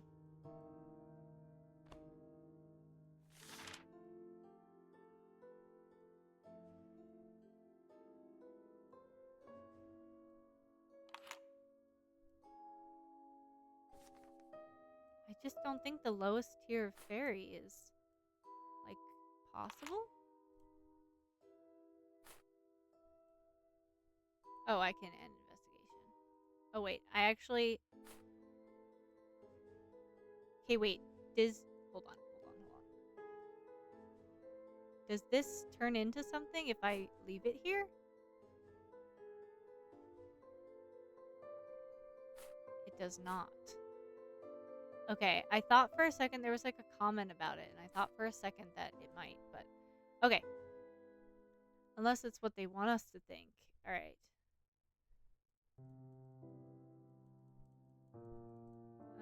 I'm trying to go kind of slow.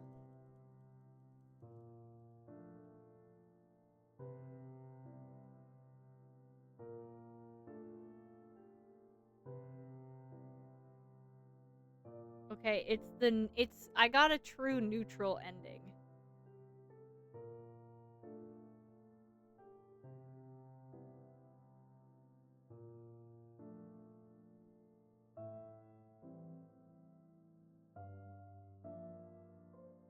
Um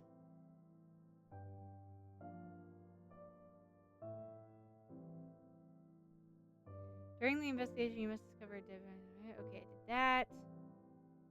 Yes, I was right about warrior. Fae, failed transformation.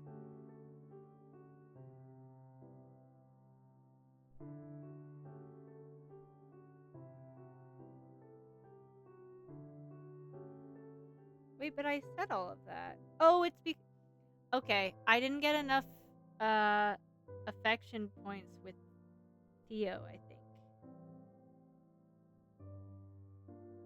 Or I didn't gain Oscar's affection.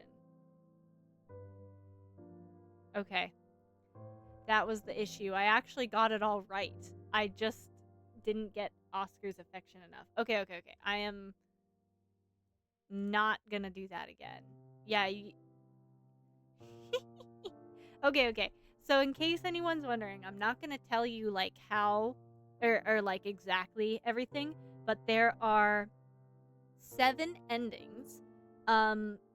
There are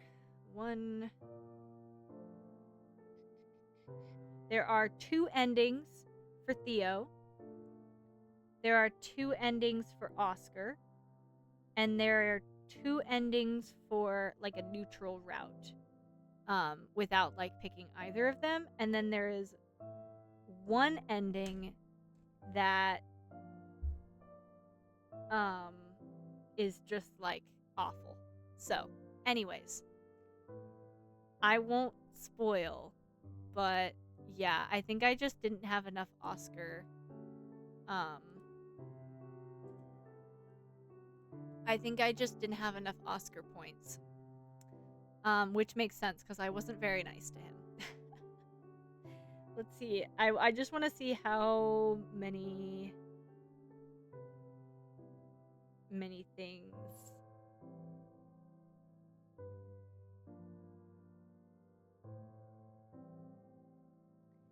Oh yeah, no, I chose like all the wrong. I only did 1 correct answer for Oscar's affection.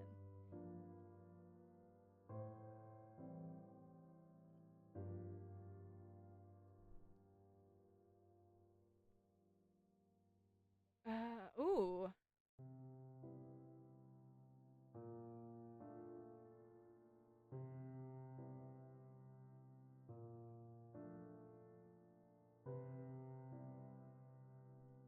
Okay, cool. I love this. Anyways, that is Death and Faeology. I got the true neutral ending, which is really interesting. Because I didn't have enough Oscar points. Because I guess I had to be nice to the old man. Ugh. Anyways, that was wonderful. I really enjoyed that. I think the romance aspect of this is pretty under the rug. I mean, it doesn't take a genius to look at Theo and MC and be like, yeah, you guys definitely still care about each other. Like, it doesn't take a genius. And like obviously there's some romance undertones there because they are exes. And then it's also pretty obvious how much Oscar is flirting with MC. I felt that this was really good. I love this. I love the like evidence part of this, like the looking at it yourself. I feel like not a ton of visual novels incorporate that kind of stuff, and I think it's like I think it needs to be incorporated more. That was awesome. I love that. As for the romance part, I feel like it is very secondary, which is not a bad thing at all. I do think that it was like so secondary that maybe it like shouldn't really. I mean, it depends how in depth, but it's like I don't know. It's almost like doesn't need to be in the title or like in the genre description. It's like so secondary. But it also depends how far you go into these like relationships, I suppose. But anyways, that was amazing. I loved that. Please wishlist this on Steam if you want to play it for yourself and see what the other 6 endings are. And also, you know, there's a whole nother conversation where you talk to Oscar instead of Florence. So, like, definitely, yeah, romance felt a little subtle, but it wasn't quite the main focus. But it isn't quite, yeah. It definitely was not the main focus. And honestly, that's fine with me. I don't mind it. I love having a bit of a variety. Um, but it was like very, very subtle. And as I said, this is only the prologue, so it may be starting out subtle on purpose, which is also fine. But yeah, please go wishlist this on Steam. The developers are really cool, or developer is really cool, and this is a really well made game. Yeah. Anyways, I'm gonna take a quick break, and we are going to transition into Okami. But yeah, I'll be right back.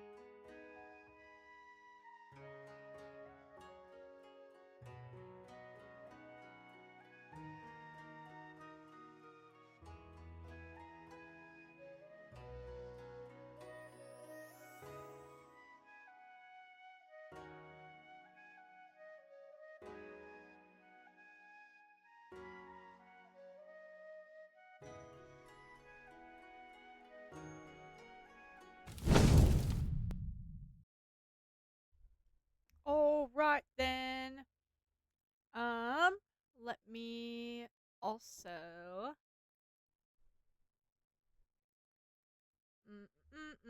Hold on. Let me just... Uh, uh, uh. There we go. So you guys know what we're playing.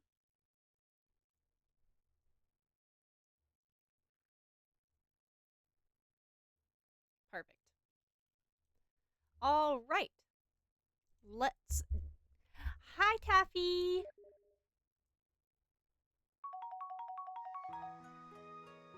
Taffy out here single-handedly keeping our community pet alive. Yeah, sorry, I needed to eat and go to the bathroom, and then I also thought it was probably a good idea to do my Duolingo, so we're not streaming at 11:59, and I'm like, oh, my Duolingo! So, yeah. I figured I should be smart about it. Anyways, this is Okami.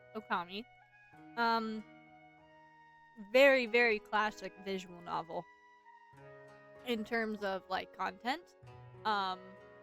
Again, going in completely blind. I know, I sent you a little nudge. Again, going in completely blind, but I feel like you can kind of gather what this is about from the title screen. I'm very excited. I haven't played a very, like, traditional visual novel in, like, probably 10 years. So I'm super excited. Actually, definitely more than that. So, let's get right into this. This is another demo, and the full game is not quite out yet, but you can wishlist it on Steam if this is something that you like. Made by the same people, by the way. Mushroomallow. It's right here. And of course it is linked in the pinned comment. So yeah, let's just get right into it. I'm very excited for this one. This art style looks so pretty. It looks like a new artist, or a different artist for this one. Oh boy.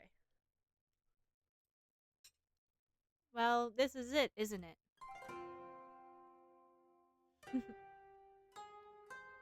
Ooh, I could play this with a controller. Oh wait, no. What am I? I'm stupid. I'm actually stupid. Anyways, I press my palm against the counter, feeling its every imperfection worn smooth by years of care. Every step in these halls, every creak in the floorboards, I've memorized them all. After tonight, none of it will belong to me anymore. Strange, I thought I'd feel sadder. I spent a lifetime here, and now I'm too old to take care of it. A ryokan, traditional Japanese inn, without its keepers, just an empty house waiting to be forgotten. Ryokans are like my favorite thing in existence. I got the pleasure of staying at one when I was in Japan, and they're always run by the sweetest older couples. How many times have I cleaned these counters and mopped these floors, greeting guests who came and went like fleeting whispers. I wondered if I would ever find someone to walk these halls with me. Not just pass through them. Someone who would wake up beside me every morning. But no one stayed. No one made an impression. Aw, she's dying alone. That's so sad. Oh yeah, I should mention, by the way, the premise of this game, although I'm still going in pretty blind, I do know that the main character dies and gets, like, reincarnated. So if death is a little triggering to you, maybe, like, watch yourself for the beginning. Just the very beginning. She does get reincarnated, so don't worry. Yeah, I mean, obviously, I can't start a story by dying. I mean, you can, but be quick story. I made my way towards the onsen, my knees protesting with every step. I should have let myself enjoy my life more. A persistent thought haunted me, refusing to fade away, even in the quiet moments after the guests had departed. Did I live well? It's a golden question. I spent my youth building this place, holding on to it with everything I had, and in the end, there's no one left to hold on to me. So that's the real regret. Damn, this is so real. Sigh. Oh wait, sorry. Well, it's too late to dwell on it now. I brace a hand against the wall as I push myself upright. My back cracked, but I forced myself to stand with a groan. But my foot slipped. Oh, I thought Super died of natural causes, but nope. There's a moment of weightlessness, followed by a sharp crack as the back of my head meets the stone. Then cold. Oh dear. Water rushes over me, pulling at my limbs. My fingers grasp for an anchor, but meet only emptiness. As the world blurs and my vision tilts, I catch a glimpse of steam swirling above, rising into a night sky that feels infinite and dark. Perhaps in another life. Damn, I thought I just passed away from like natural causes, but no, I just absolutely eat it. My head feels like someone's hosting a drum circle in there.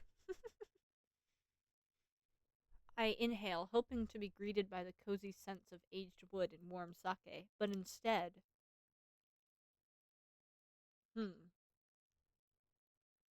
what is that smell? Salt, fragrant smoke, and sweet aroma of osmanthus? Whoa. Hmm. This is an interesting depiction.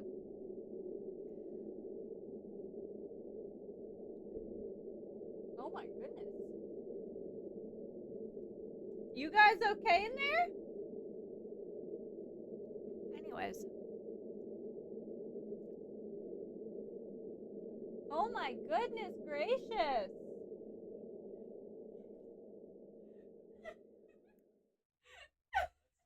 What? Whoa. Oh my goodness. What is happening?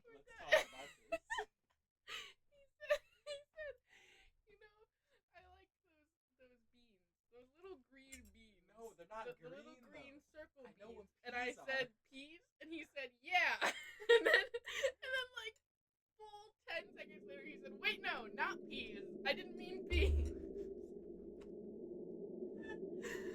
I know what peas are. Sure. Yeah. Okay. Sorry. Do you wanna go back where it's from? Sorry. Yeah. Oh goodness. Can you believe this? I can. Oh my goodness. Instead of my dimly lit ryokan room, I see red, a bridge covered in mist.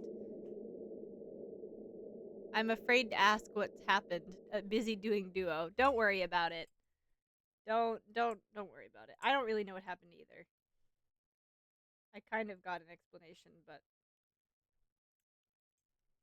all right. This isn't my ryokan. A sharp chill sinks into my spine. I died, didn't I? The red bridge of souls. I've heard the stories. A place between, a crossing for lost souls. And here I am, on a bridge between a life already lived and whatever comes next. But why does everything sound so loud? I can hear whispers, low murmurs, the occasional laughter. Seriously, my ears are starting to ache. I hear everything. Wait, ears?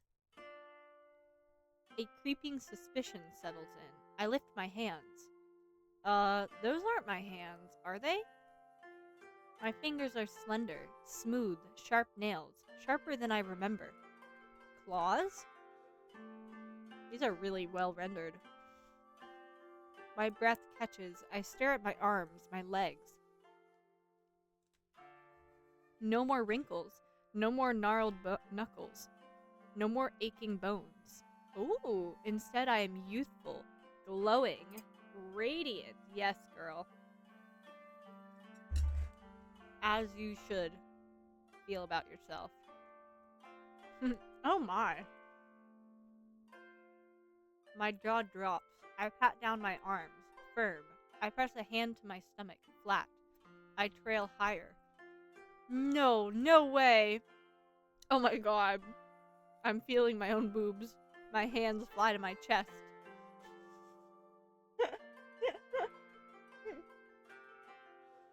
They're perky! Boobs.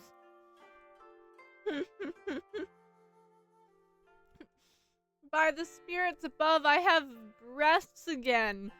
Perky, full, no sag, no back pain. This is a miracle. Wow, I didn't realize we would have a whole sidebar about my own boobs. She is a fine-ass woman. These are the breasts of a woman in her prime, not a retired ryokan owner who needed at least 2 layers of fabric and a prayer to hold them up before. But before I can fully appreciate this cruel miracle, oh my god, my mouse. Something moves behind me. No. Oh! Oh, damn. Oh, the like, perfect censoring in this game is so perfect. I turn my head slowly. A tail. A red furred tail sways behind me, wagging. Oh. My hands tremble even more, trying to make sense of everything. My skin, my tail, my lack of... Oh, I'm naked. Took me a while to realize that. I am as bare as the day I was born, but with a tail, claws, and apparently some kind of breast enhancement. Oh no.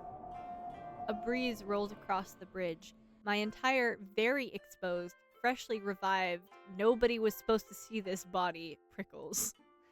Stay calm, stay dignified.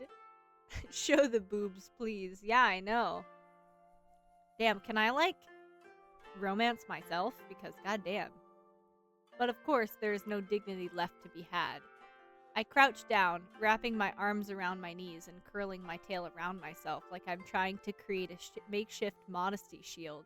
But I am not alone. I hear footsteps. No, more like claw steps, followed by rustling robes, and then something that sounds suspiciously like skittering. I do not turn to look. Absolutely not. I am not entertaining whatever fresh horror that was. Whoa. A shadow looms behind me. Oh my gosh. A robed figure glides past, does a double take, then slowly backs away. Another one, sporting a long serpentine tail, grins at me, showing off a mouthful of sharp teeth. I pretend I didn't see it. Okay, breathe. Red bridge, spirits, the rules of death. Then I am surrounded by spirits, possibly man-eating spirits. I will not be making eye contact with anything that looks like it might eat me. Deep breath, focus. I've handled rowdy nobles, drunken guests, and several matchmaking attempts. I can handle this. Alright, first things first, clothes. And then I figure out what in the world just happened to me. I push myself up. Carefully composed and... New arrival, huh? Cute tail. Oh god. Followed by a burst of laughter. I'd rather die again. Alright, steady. My fingers twitch and my instincts whisper, lower yourself, move gracefully, prowl. But no, no, no, my dear, I am a lady of refinement. I've spent my life walking with dignity, grace, and a fair amount of back pain. I do not prowl. Come now, old girl, you've handled worse than this. I steel myself, back straight, chin up. Oh no, too fast. Suddenly, gravity remembers I exist. The bridge vanishes, the lanterns blur, the night air rushes past me like a betrayal. Not this again! Hey, at least I fell into water and not on cold stone that cracked my skull open. Water, again, but this time it feels different. Ah, I seem to be breathing underwater. An improvement from earlier, but also an insult. Didn't I already drown today? I feel like I should get a free pass on the second one. Before I can decide to stay here out of sheer stubbornness, the water stirs. A hand grabs me with a firm grip that says, "Stop embarrassing yourself and get out of my river." Before I can properly swoon at the sheer commanding nature of it, I'm pulled upwards. She's just like me, for real. My head breaks the surface, and finally, I see him. Ooh! Oh my. Now, I've seen many men in my life. Strong men, handsome men, men who paid extra for the private onsen package. But this one? He is something else entirely. Oh, hi. He looks older. White hair slicked against sharp, sculpted features. Mask covering a tall, broad figure clad in heavy robes, looking every bit like an ancient spirit who has been reluctantly saddled with bodyguard duty. His breath is steady, but I see the exhaustion in his stance. He looks like an old war banner, torn, faded, but still standing out of sheer spite, which is still terribly attractive, by the way. And then I feel warmth. His outer kimono draped over my shoulders, his hand lingering just long enough to ensure it stays. My, it's been quite some time since I was last embraced by a handsome young man, and with such grave solemnity, too. I knew Minty.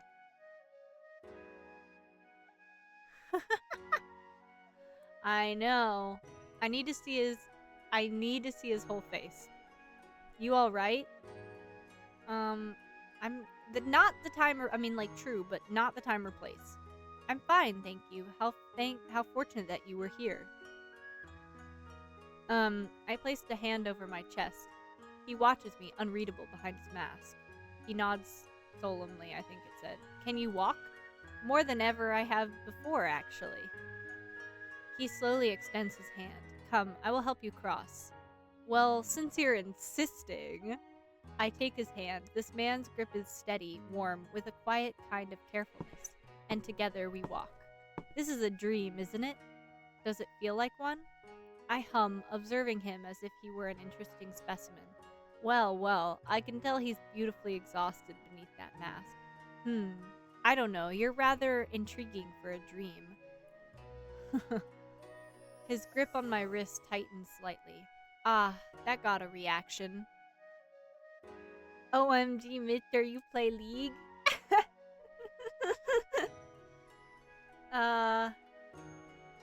Oh no, he kind of looks like he's like 60. On the older side. Because it is not a dream. LOL, nah, Blue showed me Heartsteel way back when. So true. I did. Love that video. Because it is not a dream. Oh, I was hoping this was the part where you swept me off my feet and declared yourself my spirit husband. He huffs, clearly regretting pulling me out of the water. You are a yokai now. Oh? I didn't know you could just do that. Huh. The words hit me like a ladle of cold miso down the back. I thought as much, but hearing it said out loud. Ah, so this is real then. Well, yeah. Okay. Well, Akine. Yeah, Akine. You've two choices. Yokai, I know, right? Fall into an existential crisis or flirt your way through it. How odd. I don't really want to flirt. I don't think he's happy about the flirting. I blink up at him, deep in thought. How odd. I didn't know that turning into a yokai means getting a makeover. His exhale is quiet and contemplative this time. Like I said, you are a yokai now, an Okami, a great wolf deity. Huh, that explains the tail then. I flex my fingers, turning them over, noticing the sharpness of my nails. My tail wags behind me as if it's testing the weight of my words. Or maybe I'm just happy to see the man in front of me. Fascinating. Most new arrivals take this less well. There's a hint of curiosity in his voice, as if he's waiting to see if the delayed panic will set in. Well, I was an old woman minutes ago, and now you are not. Are you certain I wasn't just gifted with an incredible youth elixir and a terribly dramatic fur accessory when I came here? This time he pauses, as if he's trying to process my ridiculousness. Oh, wait, hold on. Sorry. Hold on. I forgot to change the, title. Or the category. Anyways, yes. Pity. That would have made an excellent onsen spa package. He has no answer to that. Alright. So it's true then. I died with unfinished business and came back all supernatural. Humans do not become yokai without cause. Let me guess. Strong emotions, right? The classic cocktail, all in one, desire, longing, and a splash of regret. They always say intense feelings linger after death, and I was practically soaked in it. You understand, then? I curl my fingers into the fabric of the kimono around me, grounding myself. It's real, heavy, like the weight of everything I couldn't let go. I didn't want to die alone. That was my final thought. For a moment, only the river answers me. It was powerful enough. Well, all that yearning, and I end up in a damp kimono with a masked stranger and amazingly good shoulders. So this is what becomes of women who want too much, Or simply enough to refuse fading quietly. Not a denial, nor an answer either, but close enough. I spent my entire life running a ryokan, only to die and become a yokai. Some might call that a bit on the nose. Oh well, alright then, what now? You decide that. A remarkably casual response for something that should be an important revelation. As simple as that? Yes, after all, even as a yokai, it's still your life. So it comes with free will. Excellent. I was hoping this wouldn't be one of those ominous, bound to an ancient curse situations. There's the faintest smirk tugging at the corner of his mouth. Disappointed? Devastated. I look past him at the mist-covered bridge ahead. And where exactly were you heading before I made my graceful descent into the river? Home. Home, And where might that be? There. He lifts his chin slightly, and, as if on cue, the mist moves to reveal a structure at the end of the bridge. Is that a ryokan? Yes, a ryokan in the spirit world. Indeed. And you live there? Yes. I cross my arms, sizing him up.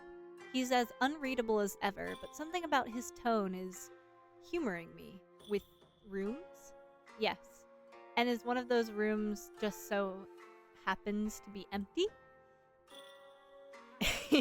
He shifts ever so slightly, realizing that he has walked straight into whatever trap I have set. Perhaps. Oh dear, very fortunate for me. His arms cross over his chest, and for a second, I swear he's fighting back the urge to smirk. And you intend to claim it, just like that? Well, I did just die and come back as a yokai. I feel like that entitles me to at least one complimentary perk. One? For now. I tap my chin, pretending to think. Tell you what, I'll earn it. Let me help you out at your inn. Sweep a few hallways, clean the guest rooms, and look breathtaking while doing it. It'll be a fair trade. There's a beat of silence, and then I have made a mistake. I really like this MC's personality. I hate when they're like dead as a doormat, like pushover, no personality. It's so annoying. So far, I will say I'm not targeting any specific visual novel that we've played this week. I think all the visual novels we've played so far have been really fantastic in their like personalities of the main character, because we've evolved as society. But the ones that I used to play when I was younger, oh my fucking god, it was like stuttering every beginning of every sentence, no backbone. Literally, it was like useless. Fuck. So yeah, that bothered me a little bit. Like, I dealt with it, but like, god damn it, it was so annoying. Even the ones where it was like, I'm a ninja born into the blah blah blah family, or like, I'm an assassin. Even those, that like, all of the men were so much better. And it's like, why? Is just being an MC of a visual novel just inherently make me fucking useless? But I really like how we've evolved as a society and gotten past that aspect of what they used to be. Wonderful, I'll take it. A long, slow exhale escapes him, and for a moment, I think he might just walk right back into the river to escape this. Instead, without another word, he simply turns on his heel and continues walking. I follow him with a grin on my face. I don't really know what he expected when he asked me, or when I said I ran a ryokan, and then he's like, it's a ryokan. Like, I feel like that was obvious. The ryokan looms ahead, and I can see the wooden panels softened by time, and lanterns hanging limp from the eaves.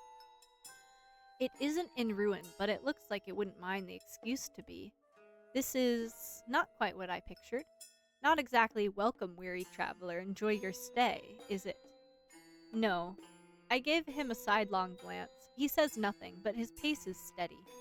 This isn't how it used to be, is it? It was. A neat little deflection, but I have lived long enough to recognize it. Ah. I see. So you expect me to believe this place was always this charming. I can practically hear the unspoken sigh before it leaves him. You are not going to let this go, are you? Not a chance. Wait, is that amusement? Oh man, the smile from under the mask is really getting me. Is that amusement I detect? And then, at last, we step inside. Oh. Not the good kind of oh, more like the oh dear, what have I stumbled into, when you open a drawer and find an ancient bento that could double as an exorcism result. It's worse than I thought. A ryokan should be warm and inviting, but this place feels like it's waiting for someone to tell it it's over.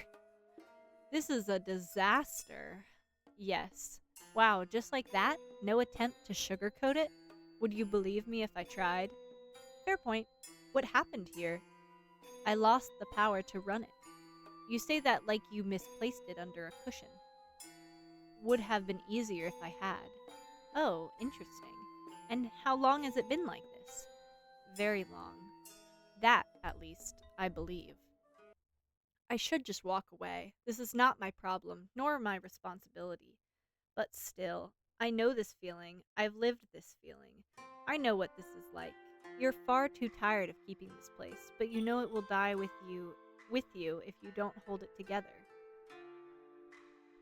His hands are unmoving, but his shoulders tremble, betraying him. Looks like I hit a nerve. Have you changed your mind, then, about staying here? I blink. That wasn't what I'd planned to say, but looking at this place, I can't see an inn like this and walk away, not when it still has bones strong enough to stand. No, I haven't changed my mind. I'm not just going to help out. I'm going to help you revitalize it. Because deep down, even after death, I'm still an Okami, still someone who believes an inn like this deserves life. Help? Yes, surely you haven't been left to your own devices for so long that you've forgotten what that means. I'm aware of the concept, but I don't need it. Oh, I'm sure you don't, but that doesn't mean you should turn it down. People offer help, then they leave midway, or make it worse. So don't think of it as help then. Think of it as professional meddling. Persistent. And you're stubborn. He exhales slowly, as though bracing himself. And what do you gain from this? A place to stay, obviously. You want to stay, with me, even though we just met? He sounds more amused than betrayed. Yes, well, technically I just died, so I think I'm entitled to make a few impulsive decisions. Besides, it's either your creepy ryokan or wandering around until something with detachable jaws decides I look crunchy. And my gut says you're not the type to take advantage of a woman. I tilt my head slightly, watching for a twitch or any sign of protesting. Nothing, just calm, tired silence. Besides, you need help and I need purpose. Let's not complicate a mutually beneficial arrangement. And you assume you can do better in keeping this place than me? I know I can do better. His ears prick up as if I've genuinely surprised him. You claim experience then? Dear, I used to walk barefoot through corridors, balancing ledgers, calming guests, and yelling at staff, all before breakfast. I let the silence hang, watching him piece it together. You were an Okami in your past life. Ah, so you do listen. A dangerous skill, I know. Then tell me, Okami-sama, what would you do to improve it? For starters, get rid of the cobwebs before they start charging rent. There's dust on every surface. The lanterns are so dim I thought we were holding an exorcism. and I'm pretty sure I felt something evil whispering in that cupboard. I motioned toward the dust-covered reception table next. This looks alarmingly shoddy. Guests should feel welcomed, not like they're auditioning for a background role in a ghost story. I glanced toward the empty seating area, where the chairs look rather dusty and unkempt. My ears lower instinctively. The sight tugs at a quiet ache in my chest. This place was meant to be lively, and now it just sags. Back in my ryokan, oh, what a time that was. The lanterns always glowed warmly, the sake never stopped flowing, and I knew the name of every guest who ever dared to flirt with me. I may have been alone behind the curtains, but the halls never were. Laughter, footsteps, whispers in the night, sometimes scandalous, sometimes not. Oh my gosh, thank you, Taffy, for feeding Io again. It was a home, noisy and beautiful and alive. While this is a shrine to silence. This whole place is a tragedy. And you believe you can fix this? I know I can fix this. Arrogant. If you are as skilled as you claim. Yes, if. But you're welcome to test me. He studies me for a long moment, and I catch the precise moment he realizes he's going to lose this argument. Fine, but don't blame me when you fail. Ah, there's the answer I was hoping for. You will work here then, naturally, and you will follow my rules. Define follow. The man just turns on his heel, expecting me to follow. This is going to be entertaining. Well then, now that you've sort of accepted my offer, I suppose I should at least know who my boss is. Shimon. Who exactly are you, Shimon? I am one of the 4 mythical beasts. He answers with the casual indifference of someone commenting on the weather. I beg your pardon. The azure dragon, the vermilion bird, the white tiger, the black tortoise. I am the white tiger. As in the white tiger? The very same. Slowly, I let my gaze travel up and down, actually looking at him. This frail, wilting daikon radish of a man is the legendary Byakko? Huh. He watches me with quiet amusement. This man definitely knows what I'm thinking. And how, pray tell, does one of the 4 mythical beasts end up like this? That's not important. I think it's very important. You are free to think so. I exhale sharply through my nose. Fine, I'll let it go, for now. Fine. Let's start over then. I am Akine, former Okami of Ryokan Tsukikage. Oh my god, I'm so bad at the TSU sounds. Tsukikage in the human world. I ran my ryokan for decades. I know how to handle guests, manage staff, and maintain order. Do you now? A challenge. Oh, delightful. Dear, I once managed a summer festival, 3 weddings, and a pipe burst all in one day. While wearing a kimono with a busted hem, I practically breathe hospitality. I kept that place running on time, under budget, and with guests so happy they left gifts. Shimon doesn't answer, before shaking his head sarcastically. Bold words for a wolf who drowned in a river. Excuse me? I was not the one who was fished out like a wet, shivering pup. I was just testing the current. How fortunate, then, that I arrived before your test reached its conclusion. His smirk is so hot. Fine, he won this round. Welcome, then, to your new home. Well then, boss, shouldn't you be showing me around? Surely you have some idea of what I'm supposed to be doing. Perhaps. He moves with the grace of someone who refuses to acknowledge his own exhaustion. Naturally, I match his pace. If I wanted, I could glide ahead effortlessly, but there's something entertaining about watching him pretend he's not running on sheer willpower alone. Just as I'm considering how long he'll keep up the act, I catch sight of my reflection in a dusty mirror. Right. I'm still wearing his robe. It's scandalously slipping off one shoulder, draping around me in a way that could either be elegant or suggestive, depending on the lighting. My, and here I am, strolling through your home in nothing but your clothing. What would the spirits say? Shimon stops mid-step and turns to me. You require proper clothing. Do I? I think this look has a certain charm, a bit daring, quite refined, actually. Stay here. Whatever. He does not want assumptions to be made. Such a commanding tone. He doesn't dignify me with a response, rude, and disappears down a hall, leaving me alone. I take the opportunity to glance around. What was this place like before, when it was alive? And why does he seem so reluctant to talk about it? Before I can dig too deeply into my own curiosity, Shimon returns, carrying a neatly folded kimono. The moment my fingers brush the fabric, I notice something immediately. It's well kept. There's a faint, lingering scent, soft, floral, and distinctly not his. A woman's scent. Whose kimono is this? He's not going to talk about it. I'm just going to thank him. Thank you. I say it gently, accepting the kimono with both hands. The teasing lilt in my voice fades, just a touch. I could ask. I want to ask. The scent clings like memory. Someone cared for this, or was cared for, but we've only just met, haven't we? But perhaps some stories aren't meant to be touched with curious fingers right away. The fabric brushes against my skin, and nostalgia washes over me. I wore a kimono like this once, long ago, on the night my heart first cracked open.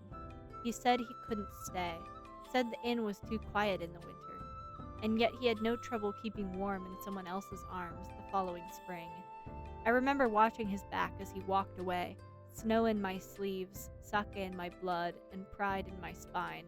I smiled, waved, bowed like a good hostess, and cried into the dishwater after midnight. Ah, youth, so dramatic, so hydrated. But it's long past now.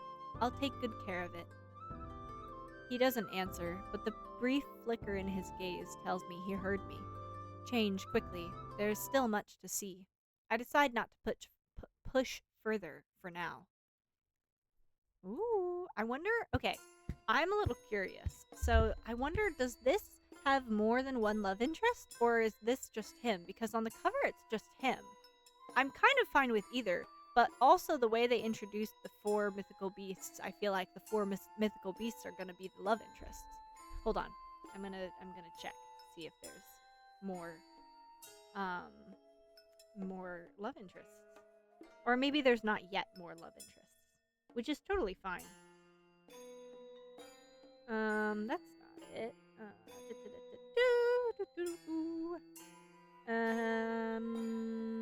There we go.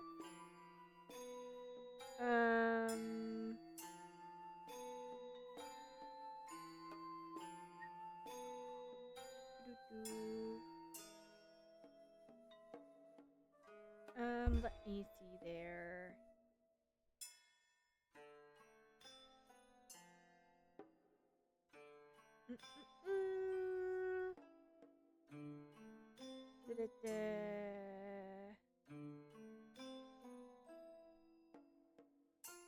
Slow burn.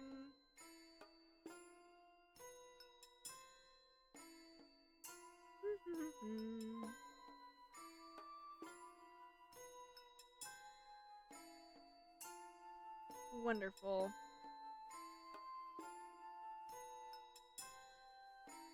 Alright, perfect. This hallway leads to the guest rooms. How many are there? Oh, I put my hair up. That's cute.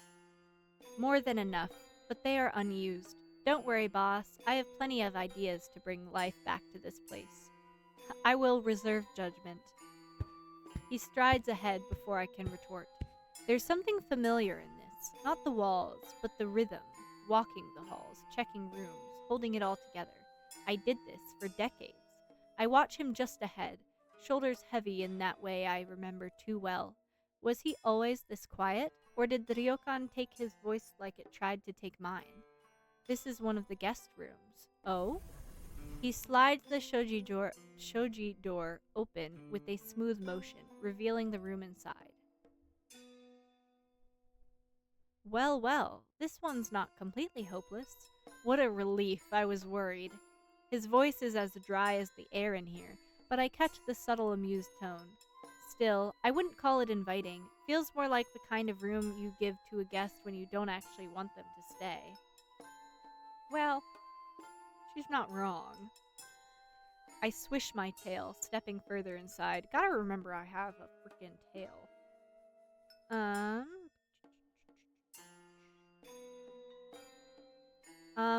A little warmth, a little charm, and this place could be something special.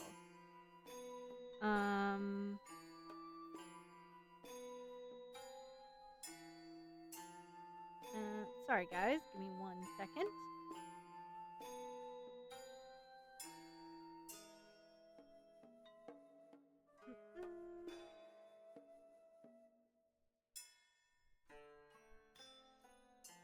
Perfect. Alright.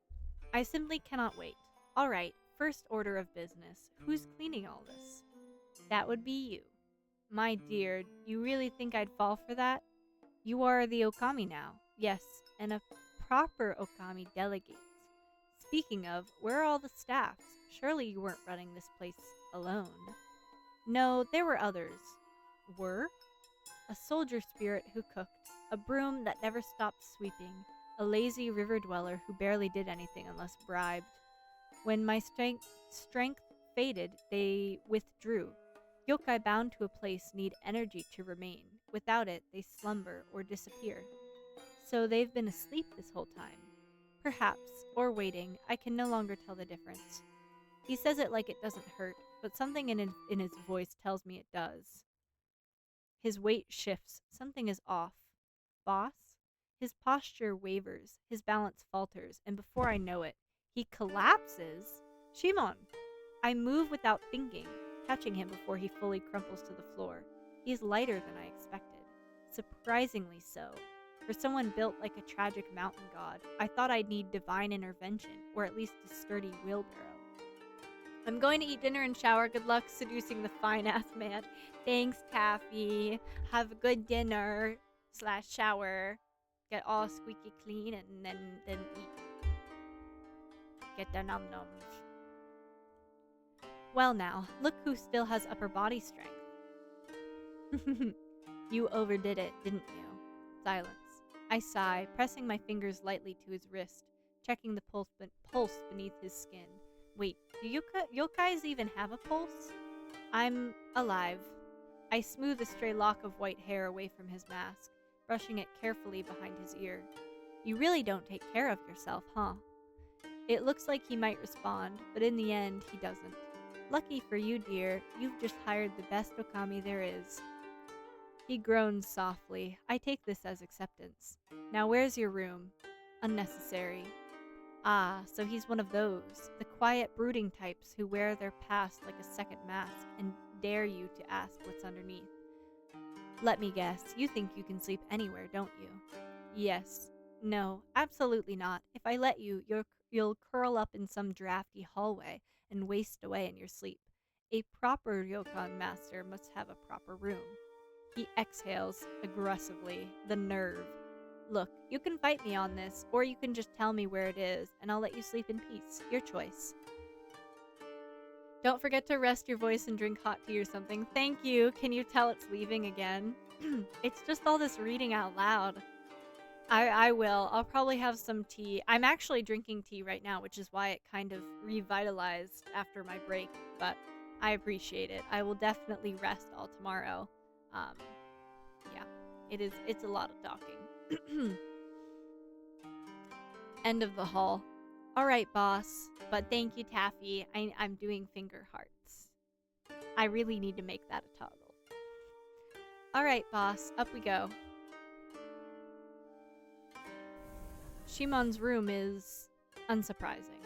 It's organized, spotless even, but it is also the most lifeless space I've ever stepped into. This is the room of a man who has decided to live his life as an aesthetic exercise in suffering. I shift my grip again, still surprised I'm carrying him at all. To be honest, still surprised I'm carrying him at all, to be honest, and lower him carefully onto the futon. The second he touches the mattress, his body fully gave in to the exhaustion. You know, most people keep something in their room. A trinket, a book maybe, like anything that suggests they have feelings. Silence, which is expected, but still. I have a feeling he doesn't want his mask taken off, so help him change his clothes, which sounds more invasive, but I just feel like he's wearing it for a reason. Shimon is drenched in sweat. Without thinking, I reach for the collar of his robe, loosening the fabric slightly to help him breathe. Take it off! Take it off! I'm trying! My fingers brush the warm skin of his chest. It's searing. His skin radiates an intense amount of heat. Oh, Kami-sama, he's burning up. And yet when I touch him, I'm the one holding my breath. His hand twitches as he gestures toward the wooden chest in the corner. Ah, so he's aware and very much letting this happen. Your clothes are in there? He gives the smallest nod, head tilting, observing me. I move to the chest, slide it open. Inside, a stack of folded robes, identical in design. I grab one from the top and return. All right, let's get you out of this, boss. No funny business. I'm doing this as a professional, a responsible adult. I kneel beside him, fingers brushing his shoulder as I pull the outer robe down slowly. The damp fabric clings before giving way. My palm accidentally grazes the curve of his back. Shimon inhales sharply. A tremor runs through his arm. Hold still, all right? Shimon exhales slowly now, then speaks with a low tone. You're very thorough, Okami-sama. Ooh, this is getting spicy. My fingers freeze just below his collarbone. My heart does something rather scandalous. This man is trembling, but he still has the gall to tease me like this. Okay, but the real question is he a bottom? I swallow the urge to retort. There, that's better. You'll be back to grumbling at me in no time. I trace my thumb carefully along the edge of his sleeve, a slight, pointless touch. I'm sorry, I had to ask. Is he? He's kind of a bottom. I have a feeling this man, like, not in the sexual way, but, like, I have a feeling this man, like, genuinely has not been touched in, like, forever. Basically, as long as this freaking ryokan has been looking like this. I feel like, not even in, like, a sexual way, just, like, when you know that feeling if you're, like, alone for a really long time, and then someone, like, pats you on the back, or, like, you know, like, holds on your arm for a second or something, and you're like, whoa, humans can, like, touch each other, I forgot. I feel like that's him right now. I convince myself it's to adjust the fold. We both know it isn't. Sleep well, Shimon. Now that that's settled, this sad, exhausted excuse for a tiger clearly doesn't know how to take care of himself, let alone run an entire ryokan. I mean, look at him. Gorgeous, yes. Responsible? Questionable. He's lucky I'm here, or maybe I'm the unlucky one. Depends on the lighting. This is my mission now. Hold on, I'm gonna take a little sip.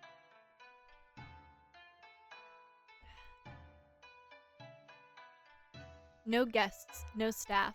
Dust thick enough to grow mushrooms in. Spirits loitering like they pay rent. Ha! Not on my tatami.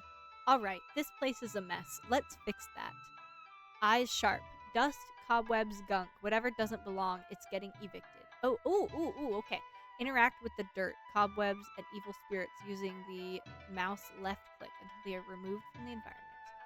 This is still a ryokan, gosh darn it, and it will start acting like one. Let's keep finding and clearing every nook and cranny. The more I clean, the lighter the air will feel. Your environment will change once you have cleaned everything. Oh, sick! Okay. Alright. So... Oh my god, okay. Let's start over here. So... Well. That's either caused by swamp gas or a creature lurking underneath the water. I don't want to deal with either. Oh, fine. Okay, you're... A pair of glowing eyes in a dark room. Fantastic. That's exactly what I wanted today.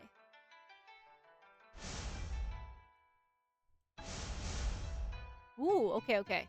I see a broken... Oh, there's some spirit. Oh, just the wind, right? Something... Oh, there's some hands. Just... No. Oh, okay. I don't think about what caused it. Just scrub it clean. Visual novel? Nah. Cleaning simulator. No, honestly. I think I'm not... Oh, there's some eyes right there. Not exactly the kind of soothing scenery I'd expect. Okay. I think... If you guys see anything, let me know. Oh, well, there's something right there. I'm kind of just clicking now. There's one more thing.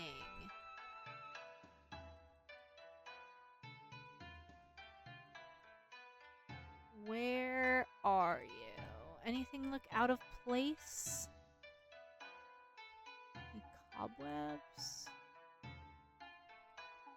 feel like I want to fix the lanterns.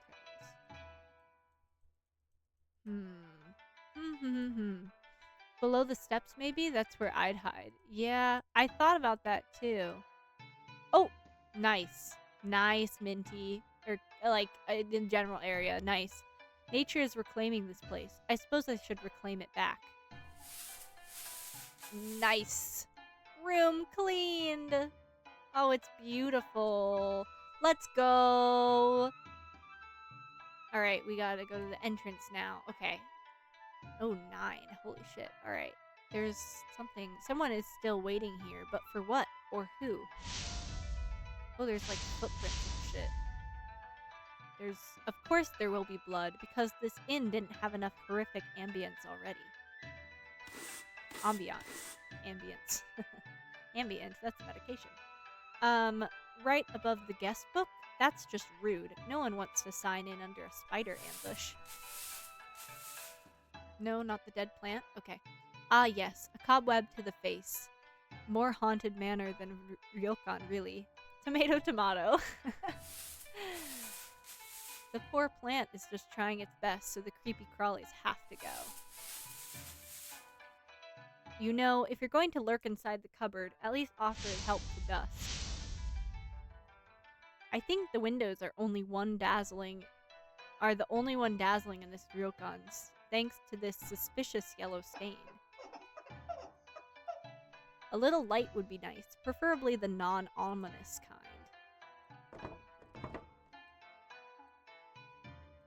Let's see, we're missing one.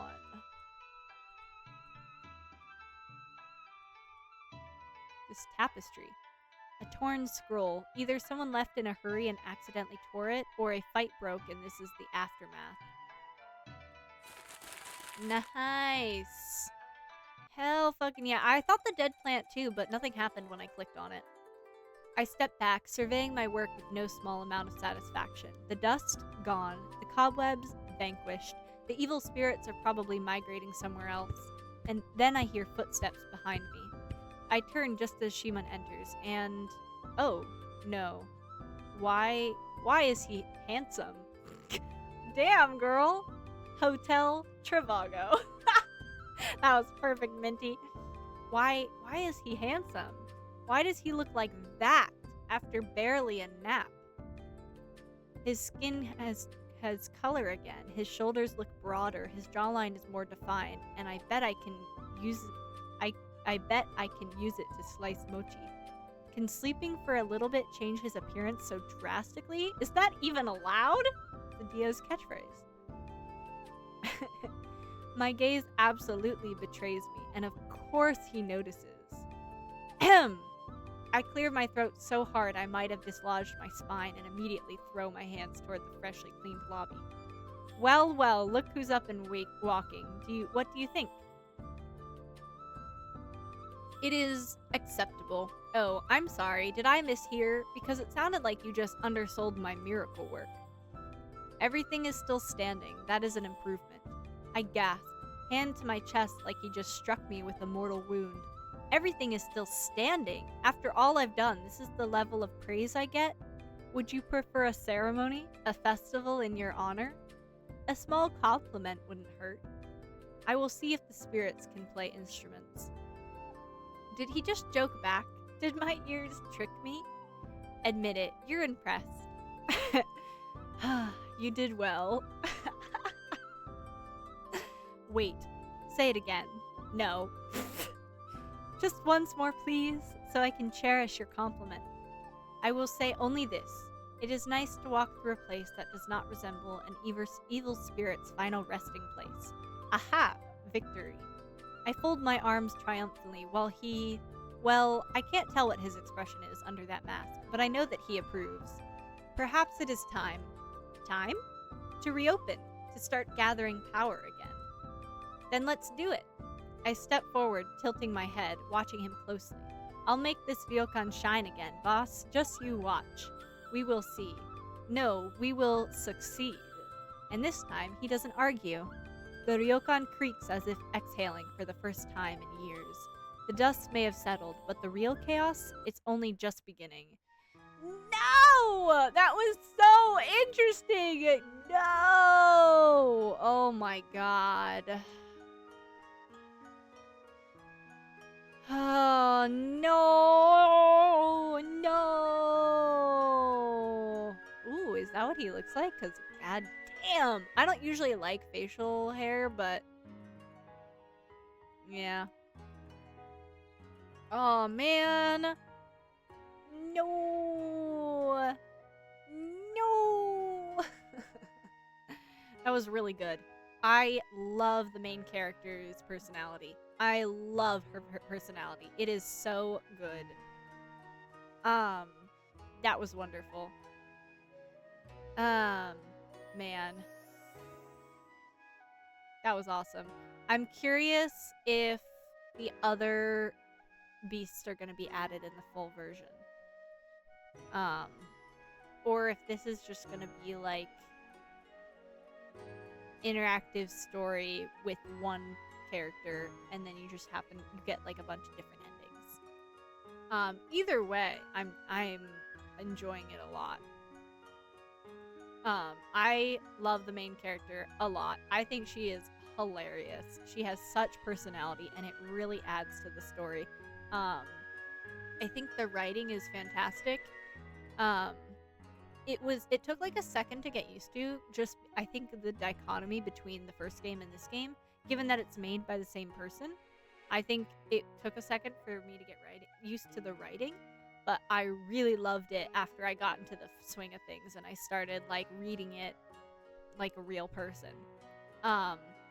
These character designs and art is absolutely stunning. It was beautiful in the other game too, but like these have a different like quality about them that I feel like is not in the other game. It's probably just the aesthetic. I'm be honest, like how you can't really look at old Japanese like kimonos and aesthetic and be like, ugly. I feel like that's a little bit difficult. So the aesthetic is probably helping it, but man, it is so beautiful. The art is really gorgeous. What really stands out to me, and I know this is a weird comment to like draw attention to, but what really stands out to me is the skin rendering. The skin rendering is absolutely gorgeous, and I think it really works with it. I really love how this person made the skin. I know that's so weirdly specific, but I love it. Yeah, this is awesome. Definitely wishlist this on Steam, please, guys. This is so cool.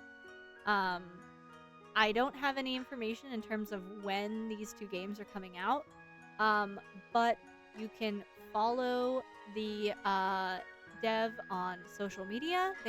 I believe all of their handles are Mushroomallow, which isn't too hard to find. And hold on, let's see if I can find, I don't know if I have it, but anyways, oh, here we go. It's all linked right here.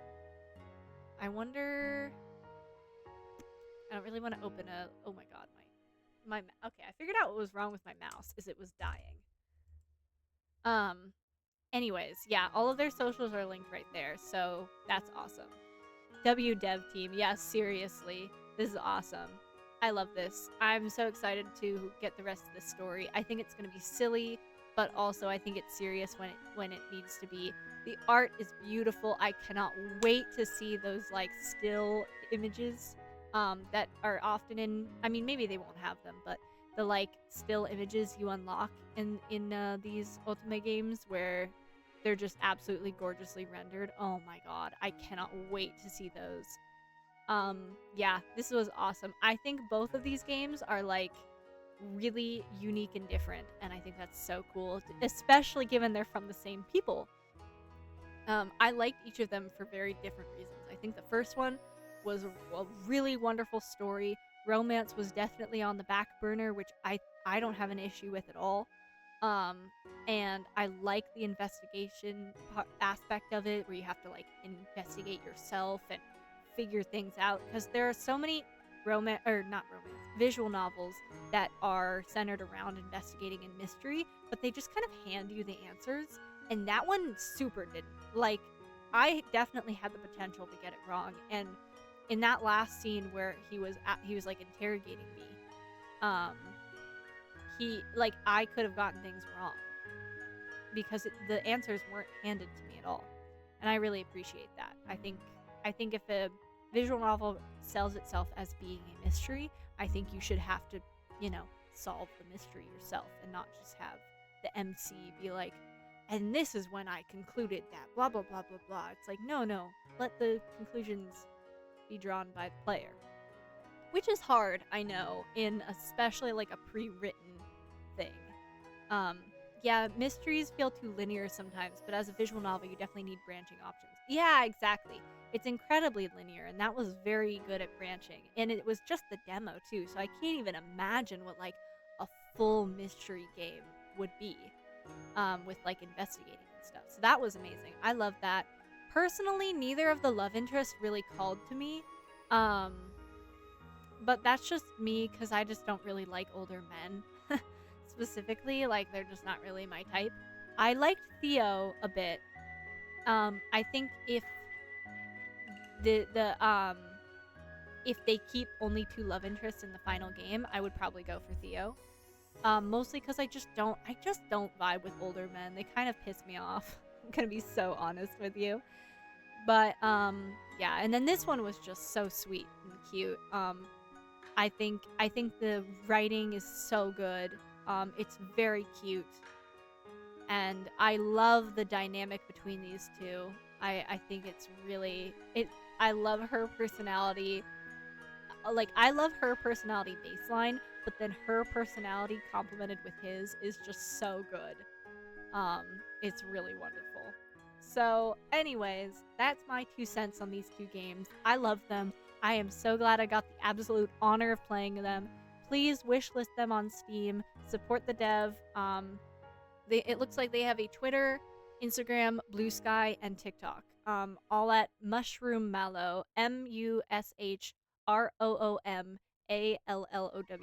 It also, the name of the dev is also in my pinned comment with both links to the Steam page of both games. So please, please, please support them. They're really cool. They made 2 really awesome games. Yeah. Yeah, that's all I have for you guys. Let us choose a raid target while I tell you a little bit about tomorrow.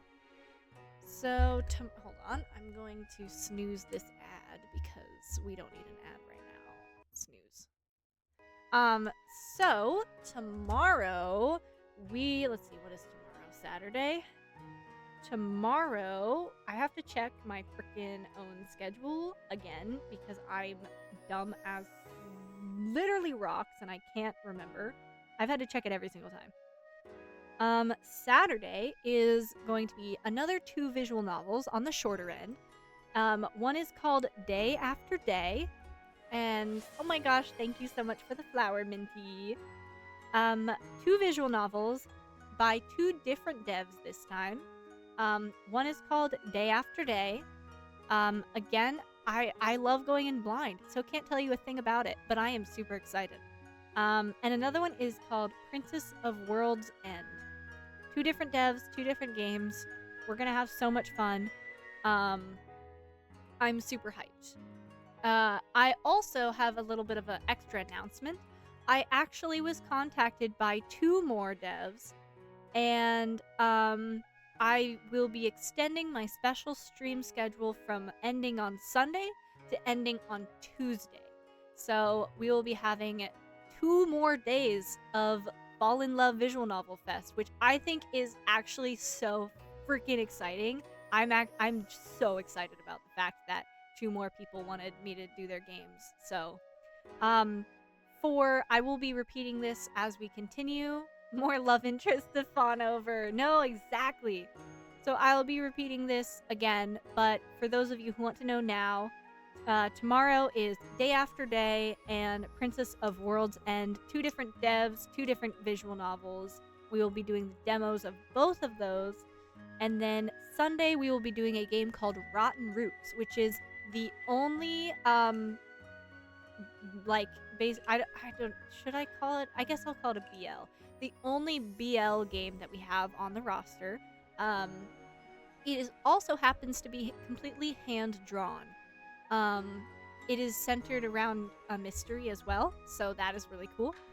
And also on Sunday, along with Rotten Roots, we will be doing more Soul Set to try to get an actual good ending, or at least just another one, because dear God. And then on Monday, this is where I need to review my notes. On Monday, we will be doing 2 games. One is called Urban Yuri. This is in playtest mode. It is called Urban Yuri, A Lady's Romance Manifesto. That's all I can tell you about it. It is in playtest mode, so we will be playtesting this game. Love me a good playtest. And the other game on Monday will be London Echoes of the Past. There is a brand new demo launching. Let me check the date. It launched yesterday, so we were going to be playing the brand new demo that just launched. And both of these demos are on the shorter side, so it may be a little bit of a shorter stream, but that's totally fine. And then on Tuesday, we might actually I might start the Tuesday's stream. Anyways, on Tuesday, potentially Monday, depending on timing wise, we will start our last game of the festival, which is called Mirage Noir, a detective ultimate visual novel focused on found family, inspired by games like Ace Attorney and Bustafellows, if you guys know what those are. So this demo is also just a demo. They have a Kickstarter running as well. So this is just a demo for this game, but they have a Kickstarter, and so we should definitely support them. This is going to be a long one. They said it takes around 4 to 5 hours for the full thing. A very in-depth demo. So depending on timing wise, we may start it on Monday to get a bit of a head start and then finish it up Tuesday. We shall see. But that is our extended plan for the week. I'm super excited, but if all of that went in one ear and out the other, that is okay. All you need to know is I'll be back tomorrow. I'll be back tomorrow with more visual novels, and it'll be great. I'm super excited. I tried to pick a little bit of a visual novel for everyone, so all of our visual novels are all across the board, like really different. So I hope you guys find one that really makes you tick. Anyways, let us choose a raid target and see what other people are up to. If I can get to what I need. All right, let's see. Bum, bum, bum, bum. Ooh, this person is playing Silent Hill F. That's sick as hell. Let's see if anyone is playing. Oh, that's me. Alright, let's see. Let us raid my friend Ariella. She is playing Silent Hill F, so yeah, let's not try to scare her too much. I really appreciate everyone hanging out and doing this with me. I am having so much fun. I genuinely love this so much. I love working with other like small indie devs. I love working on visual novels. Visual novels make me so happy. And man, I'm just having so much fun. So thank you all so much. Thank you so much for watching. I will be back tomorrow with more. And yeah, thanks guys. Let's go swoon tomorrow. Everyone sleep well, eat well, so we have all the energy for the swooning. And the wooing. The wooing and the swooning, guys. It needs to be reserved for tomorrow night. I hope you are ready. Night stream. Night minty. Night everyone.